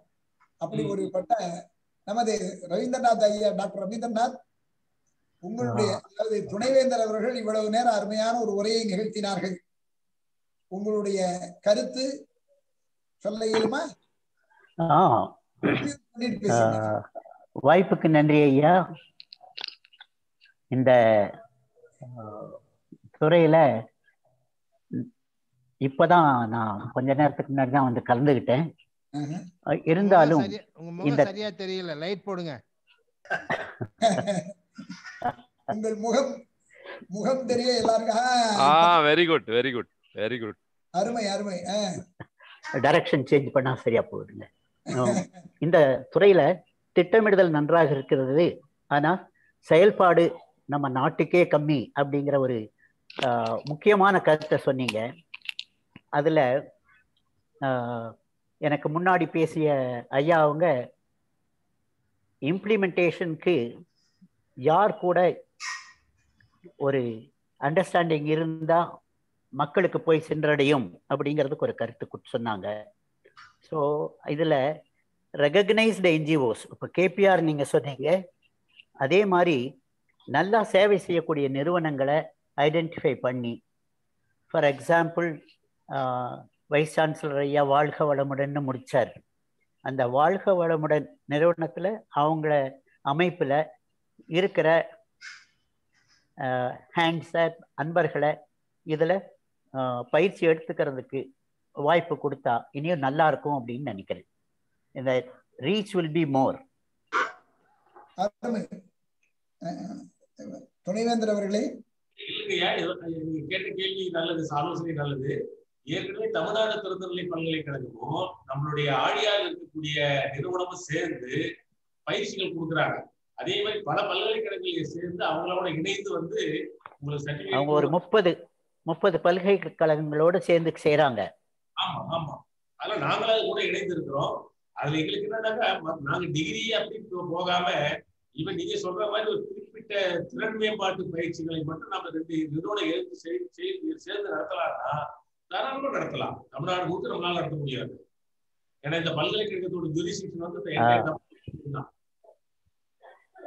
இந்த ஆங்கிள் நான் உங்களை தொடர்பு கொள்கிறேன். அதுல எந்த அளவுக்கு இந்த பல்கலைக்கழகங்களோட சேர்ந்து கல்வி கொடுக்கறாங்க, ஆனா அந்த வேலை வாய்ப்பை ஊக்குவிக்கிறதுக்கு இனியும் ஒன்றும் முயற்சி எடுக்கலன்னு நினைக்கிறேன். அந்த முயற்சி எடுத்தா நிறைய பேருக்கு வேலை வாய்ப்பு, it will be mutually beneficial for both the parties. இல்லைங்க, நீங்க சொல்றது கருத்து. அதாவது கல்வி நிறுவனங்கள் வந்து மாணவர்களை வந்து எல்லாத்தையும் அட்மிஷனை போட்டு டிகிரியை கொடுத்து விட்டுறோம். டிகிரி கொடுத்து முடிச்சதுக்கு அப்புறம் அந்த டிகிரி வந்து வேலை வாய்ப்புக்கு உகந்ததா இல்லைங்கிறது நிறைய ஆராய்ச்சிகள் சொல்லுது. நாமளும் தான் அனுபவபூர்வம் பார்க்கிறோம். அதுல வந்து அந்த வேலை வாய்ப்புகளை சேர்த்து கொண்டு போற போது நம்ம இருக்கக்கூடிய நிலைமையை நான் பார்க்கணும்னா, ஒரு டிகிரி படிச்சா அந்த டிகிரிக்கு மட்டுமே அந்த வேலை வாய்ப்பு கிடைக்காது. அந்த டிகிரியா கூட சேர்ந்து எந்த வேலைக்கு அவர் போகணும்னு நினைக்கிறாரோ, இல்ல எந்த வேலைக்கு அவர் ஆயத்தப்படுத்திக்கணும்னு நினைக்கிறாரோ, அது சம்பந்தப்பட்ட திறன் சம்பந்தப்பட்ட பயிற்சிகளே ஸ்டார்ட் ஆகும். இல்ல ஒரு 3 மாத காலத்துக்கோ இல்ல 6 மாத காலத்துக்கோ படிக்கிற காலத்துக்கு சேர்ந்து படிக்கணும். படிச்சுட்டாங்கன்னா அந்த வேலை வாய்ப்பு நல்லதா கிடைக்கும், நல்ல செட்டில் ஆக முடியும். நான் அதை அனுபவமா பார்த்திருக்கேன். அதை தான் இங்கேயும் நாங்க செய்யணும்னு நினைக்கிறோம். தமிழ்நாடு திறந்தநிலை பல்கலைக்கழகத்திலையும் கூட இப்ப நாங்க 91 அரசு கல்லூரிகள் எல்லாத்தையும் தமிழக அரசோட அனுமதியோட தொலைநிலை கல்வியை எங்களுடைய தொலைநிலை கல்வியோட எக்ஸாம் சென்டராகவும் பயிற்சி சென்டராகவும் மாற்றியிருக்கோம். அதனால இப்ப படிப்பு அந்த பெண்டமிக் பீரியட் முடிஞ்சிச்சுனாக்கா, June July next academic year வந்துச்சுன்னா, கல்லூரியில படிக்கக்கூடிய மாணவர்களுக்கு படிக்கின்ற பொழுதே ஃபர்ஸ்ட் இயர் இல்ல செகண்ட் இயர் தேர்ட் இயர் 3 ஆண்டு முடிக்கிறதுக்குள்ளவே தமிழ்நாடு திறந்தநிலை பல்கலைக்கழகத்தின் சார்பா எந்தெந்த படிப்பு படிக்கிறவங்க, ஆர்ட்ஸ்ல படிக்கிறவங்களுக்கு என்ன மாதிரியான ஆப்ஷன் கோர்ஸ் தான் நல்லது, திறன் மேம்பாட்டு கோர்ஸ், சயின்ஸுக்கு என்ன இருந்தா நல்லது, இது மாதிரி நம்ம பண்ணிட்டு சைமல்டேனியஸா ட்ரெயின் பண்ணோம்னா குறைஞ்ச காசுல அதே நேரத்துல பண்ணா நிச்சயம் அவங்களுடைய சப்ஜெக்ட்லயும் அறிவுள்ளவங்களாக இருப்பாங்க. என்ன வேலைக்கு போகணுமோ அந்த ஸ்கில்லையும் சேர்த்து கொடுத்தோம்னா அந்த காலகட்டத்தில் படிச்சு வெளியில வந்தாங்கன்னா, அப்படி திறன் இருந்தா தான் நீங்க என்னதான் பன்னாட்டு நிறுவனங்களை கூப்பிட்டு கேம்பஸ் இன்டர்வியூ நடத்தினாலும் இல்ல பிரைவேட் நிறுவனங்களை கூப்பிட்டு கேம்பஸ் இன்டர்வியூ நடத்தினாலும் வேலை வாய்ப்பு கிடைக்கும், இல்லைன்னா கிடைக்காது. ஏன்னா நான் பல்கலைக்கழகத்தில் இருந்தபோது பாரதிதாசன் யூனிவர்சிட்டியில 10 ஆண்டுகள் தொடர்ந்து பிளேஸ்மெண்ட்டுக்கு நான் டைரக்டரா இருந்தேன். அந்த வாய்ப்பு எனக்கு துணை தந்தாங்க. ஒவ்வொரு வருஷம் 10 பன்னாட்டு முகாம்களுக்கு கேம்பஸ் இன்டர்வியூ நடத்துவோம். 50 நிறுவனங்கள் 60 நிறுவனங்கள் வரும். அதுல படிப்பு கூட திறமை இருந்துச்சுனாக்கா வாங்கிட்டு வருவான். வேலை வாங்கிட்டு போயிட்டு 20,000 to 50,000 1 லட்சம் ரூபாய் சம்பளம் வாங்குறவங்களா இருக்காங்க. ஆனா இப்பயும் வேலை வாய்ப்புகள் இருக்கிறது. இளைஞர்கள் வேலை வாய்ப்பு முகாம்கள் எல்லாம் நடத்துறாங்க, வராங்க. வந்ததுக்கு அப்புறம் அவங்க என்ன எதிர்பார்க்கறாங்கன்னா, எனக்கு ஒயிட் காலர் ஜாப் கிடைக்குமா, சம்பளம் கூட கிடைக்குமா, சும்மா அந்த ட்ரைனிங் பீரியட் 3 மாசம், அதுக்கப்புறம் கன்சல்ட் பண்றோம்னா ஆர்டர் வாங்கி ஓடிய போயிடும், வரவே மாட்டாங்க. இது தொழிலாளிகள் இருக்கக்கூடிய உண்மை. இப்ப நாங்க கூட நாளைக்கு இன்னைக்கு 22, நாளைக்கு 23 மதுரை வேலைவாய்ப்பு மையத்தால் கூட சேர்ந்து எம்ப்ளாய்மெண்ட் எக்ஸ்சேஞ்ச் கூடவும் தமிழ்நாடு ரீஜனல் சென்டர் மதுரையில் ஒன்று இருக்கு, அதுவும் எங்களுடைய பிளேஸ்மெண்ட் சென்டரும் சேர்ந்து தொலைநிலை கல்வியில படித்த மாணவர்களுக்கும் மற்ற மாணவர்களும் சேர்ந்து கேம்பஸ் இன்டர்வியூ நடத்துவாங்க. இந்த மாதிரி முயற்சிகள் நடக்குது. ஆனா அந்த முயற்சிகள் நடந்தாலும் கூட நமக்கு எம்ப்ளாயர் என்ன எதிர்பார்க்கிறோம், அந்த எம்ப்ளாயர் எதிர்பார்க்கக்கூடிய வாய்ப்பு வசதி மாணவர்கிட்ட இல்லை, திறமை இல்லைங்கிறது தான் நிறைய இடத்துல கிடைக்குமா. நான் உன்னை ட்ரெயின் பண்ணிக்கிறேன், வான்னு அப்பாயின்மெண்ட் கொடுக்குறாங்க, வாங்கிக்கிறாங்க. நீங்க அதெல்லாம் சர்வேல கண்டினியூ பண்ணி சர்வே பண்ணி பார்த்தோம்னாக்கா வாங்கணும் நிறைய பேர் வேலைக்கு போக மாட்டாங்க. ஏன்னா மாணவர்களோட எதிர்பார்ப்பு வேறவா இருக்குது, அவன் எதிர்பார்ப்பு சம்பளமும் வேறவா இருக்குது, அதுக்கு சரியா வர மாட்டேங்குது. இதுதான் இது சிக்கல்கள். வேலை வாய்ப்பு நம்ம எடுத்து நடத்தினாலும் கூட பாரதிதாசன் பல்கலைக்கழகத்துல ஒரு வினாடி, பாரதிதாசன் பல்கலைக்கழகத்துல 2008 எல்லா படிப்புகளுக்கும் 43 ஆற்றல் கல்விகளை யார் வேண்டாலும் படிக்கலாம்னு சொல்லி தொழில் நிறுவனங்களோட ஏற்பாடு நடத்தணும். எப்போ 2008 43 ஆற்றல் கல்விகளை எந்த படிப்பு பயின்றாலும் அந்த அதில் பயிற்சி எடுக்கலாம் என்ற பாடத்திட்டத்திலே கொண்டு வந்திருந்தேன். 4வது பகுதி 4 அவர் 3 ஆண்டுகளில் படிக்க வாய்ப்புகளை வழங்கியிருக்கின்றோம். இவ்வாறு எல்லா பல்கலைக்கழகங்களும் சேர்ந்து செய்தால் அந்த பல்கலைக்கழகங்களை படிக்கின்ற மாணவர்கள் படித்து முடித்த பிறகு எந்த அறிவு ஆற்றல் கல்வியை பெறுகின்றார்களோ அந்த ஆற்றலில் வேலையை பெற முடியும். வாழ்க்கை வணக்கம் ஐயா. ஐயாசாமி பேசுறேன். வாழ்க்கைங்கிற போராட்டத்துல ரொம்ப மாணவர்கள் குழப்பத்திலையும் சிக்கல்ல இருக்கிறாங்க. அதே மாதிரி குழப்பத்துல இருந்த அர்ஜுனனுக்கு அவரு கீதை கொடுத்தாரு அந்த பார்த்த சாரதி. அதே மாதிரி குழப்பத்துல உள்ள மாணவர்களுக்கும் இளைஞர்கள் வேலை வாய்ப்பை தேடி இளைஞர்களுக்கும் ஒரு சரியான சொற்பொழிவு கொடுத்திருக்கிறாரு நம்ம பார்த்த சாரதி ஐயா அவர்களை போற்றுகிறேன். ஆனா ஒரே ஒரு சின்ன குறை ஒண்ணு, இந்த ஆலயமணி ஓசை கட்டுச்சு, ஆலயமணியை பார்க்க முடியல இன்னைக்கு. அது ஒரு குறை. நான் யார சொல்றேன்னு தெரியும்னு நினைக்கிறேன். டாக்டர் சேயோன் அவர்கள் அவர் ஒளி பார்க்க முடியல, குரல் மட்டும் தான் கேட்டுச்சு. அதுதான் சொன்னேன், ஆலயமணி ஓசை கேட்டது. வீடியோ ஒர்க் பண்ணல, அதான் அது ஒரு வந்துரும். நாளைக்கு சரியாயிடும். அன்னைக்கு பாதியில இது பண்ண மாற்ற வேண்டாம். பிகினிங்ல இருந்தது வீடியோ, அதுக்கப்புறம் கட் ஆனது வரவே இல்லை. I don't want to take much time. அப்புறம் துணைவேந்தர் ஐயா உண்மையிலேயே அவரு சொன்ன சொற்பொழிவு எல்லாமே ஒண்ணும் செய்ய முடியாது, கேட்க முடியுமே தவிர ஒண்ணும் செய்ய முடியாது.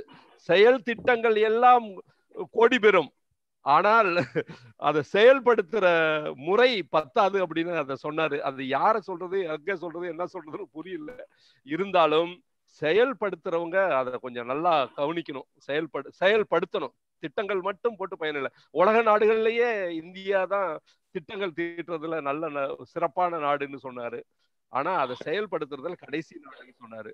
அதை நம்ம எல்லாம் சிந்திக்கணும், செயல்படுத்துறதுக்கு எல்லாரும் முனையணும். நன்றி, வணக்கம். அப்புறம் இந்த அவைக்கு ஒரு அன்பான தகவல், மயிலை திருவள்ளுவர் தமிழ் சங்கத்துக்கு 35 சென்ட் இடம் சாய்ராம் கல்லூரிக்கு பின்னால அந்த இடமே எங்களுக்கு இலவசமா வழங்கியிருக்காங்க. அதனுடைய நோக்கமே திருவள்ளுவர் அறிவு களஞ்சியம் வளர்ச்சி மையம். இது நாங்களும் தன்னார்வ தொண்டு நிறுவனமாக 35 ஆண்டுகளாக இயங்கி வருகிறோம். எங்களுடைய எங்களுடைய பணியை பாராட்டி தான் சாய்ராம் கல்லூரியினுடைய முன்னாள் தலைவர் அப்புறம் அமரர் ஆகிவிட்டார் லியோ முத்து அவர்கள் 15 கல்வி குழுமங்களின் தலைவராக இருந்தார். அவர் 20 ஆண்டுகளுக்கு முன்னால் எங்கள் மயிலை திருவள்ளுவர் சேர்ந்தது 35 சென்ட் 7.5 கிரவுண்ட் இடம் அவங்க கல்லூரிக்கு பின்னால உள்ள பூந்தண்டலம் கிராமத்துல கொடுத்திருக்கிறாரு. நாங்க கடந்த 5 ஆண்டுகளாக அந்த இடத்துல முதல்ல ஒரு காம்பவுண்ட் வால் கட்டி 30 மரக்கன்றுகள் நட்டு அந்த காம்பவுண்ட் வாலை திறந்து வச்சது Neyveli Lignite Corporation chairman former chairman and managing director doctor Sarathkumar Acharya. இப்ப அதுல ஒரு திறன் மேம்பாட்டு கிராமப்புற இளைஞர்களுக்கான திறன் மேம்பாட்டு பயிற்சி நிறுவனத்தை நிறுவ இருக்கிறோம். நமது துணைவேந்தர் அவர்கள் முன் வந்திருக்கிறார்கள். நான் நிச்சயமா உங்களுக்கு உற்ற துணையாக உறுதுணையாக இருக்கிறேன் என்று உறுதி அளித்திருக்கிறார்கள். அதை நம்ம மயிலை திருவள்ளுவர் தமிழ் அன்பர்கள் எல்லாம் அவர்களுக்கு குறிப்பா நன்றி சொல்லணும். இந்த ஆண்டு மலர்ல அவர்கள் வாழ்த்து வழங்கியிருக்கிறார்கள். மலர் அட்டப்படத்துக்கே தான் முன் வந்து அதற்குரிய டிசைனை வழங்க முன் வந்திருக்கிறார்கள். இப்படி தானாக முன்வந்து தொண்டு செய்வதில் மிகுந்த ஆர்வம் காட்டுகிற துணைவேந்தர் அவர்களுக்கு மீண்டும் எங்களுடைய நன்றி. இப்பொழுது நிறைவாக இந்த நிகழ்ச்சியில பங்கெடுத்த அனைவருக்கும் நன்றி நவில வருகிறார் பாரதிதாசன் பல்கலைக்கழகத்தின். ஏனென்றால் நாம் குறித்த நேரத்தில் தொடங்கிவிட்டோம் 11:30க்கு. குறித்த நேரத்தில் நிறைவு செய்ய வேண்டும் அல்லவா? அதுவே 10 நிமிடம் தாமதமாகிவிட்டது. ஆகையினாலே இப்பொழுது நிறைவாக நன்றி நவில வரும்படி பாரதிதாசன் பல்கலைக்கழகத்தின் பெத்துறையினுடைய இயக்குனர் இணையதள ஒருங்கிணைப்பாளர் பேராசிரியர் டாக்டர் ப. நடராஜமூர்த்தி அவர்களை அன்போடு வேண்டுகிறோம். அனைவருக்கும் வணக்கம். பாரதிதாசன் பல்கலைக்கழகம் பெக் சார்பாகவும் எம்டிஎஸ் சார்பாகவும் நன்றி கூறுவதில் நான் பெருமை அடைகிறேன். நீரோடைக்கும் பாறைக்கும் இடையே நடக்கும் இடையிடாத போராட்டத்தின் இறுதியில் நீரோடை வெற்றி பெறுகிறது. தனது பலத்தினால் அல்ல, தொடர் முயற்சியினால். முயற்சி செய்யுங்கள், எதுவும் முடியும் என்பதற்கு உதாரணம் நம் இன்றைய சிறப்பு விருந்தினர் ஐயா அவர்கள். அவருக்கு எம்டிஎஸ் சார்பாகவும் பாரதிதாசன் பல்கலை சார்பாகவும் நன்றியை தெரிவித்துக் கொள்கிறேன். A meaningful life is not being rich, being popular, being highly educated, or being perfect. It's about being real, being humble, being able to share the knowledge. It's our Kalaimamani Seyon அவர்களுக்கும் எனது சார்பாகவும் பெக் சார்பாகவும் நன்றியை தெரிவித்துக் கொள்கிறேன். சிரிக்க வைத்து, சிந்திக்க வைத்து, பலமென உணர வைத்து, பலவீனம் இதுவென பக்குவப்படுத்துபவர் ஒரு நல்ல நண்பர். அதுவே நம் டாக்டர் செந்தில்நாதன் அவர்கள் இன்று அறிமுக உரையாற்றியவர். அவருக்கும் பெக் சார்பாகவும் எம்டிஎஸ் சார்பாகவும் நன்றியை தெரிவித்துக் கொள்கிறேன். When one door of happiness closes, another opens. But often we look so long at the closed door that we do not see the one that has been opened for us என்பதை நமக்கு அடிக்கடி உணர்த்துவார் நமது துணைவேந்தர், இன்றைய துணைவேந்தர். அவர்களுக்கும் எனது நன்றியை தெரிவித்துக் கொள்கிறேன். விவேகானந்தர் அவர்கள் சொல்வார், பிறர் முதுகுக்கு பின்னால் நாம் செய்ய வேண்டிய ஒரே வேலை அவர்களை தட்டி கொடுப்பது. அதுதான் நமது முன்னாள் துணைவேந்தர் எனக்கு 2008 எனக்காகவும் பலருக்கும் செய்து அவர்களை தட்டி கொடுத்து முன்னேற்றுவார். அவர்களுக்கும் எங்களது நன்றியை தெரிவித்துக் கொள்கிறேன்.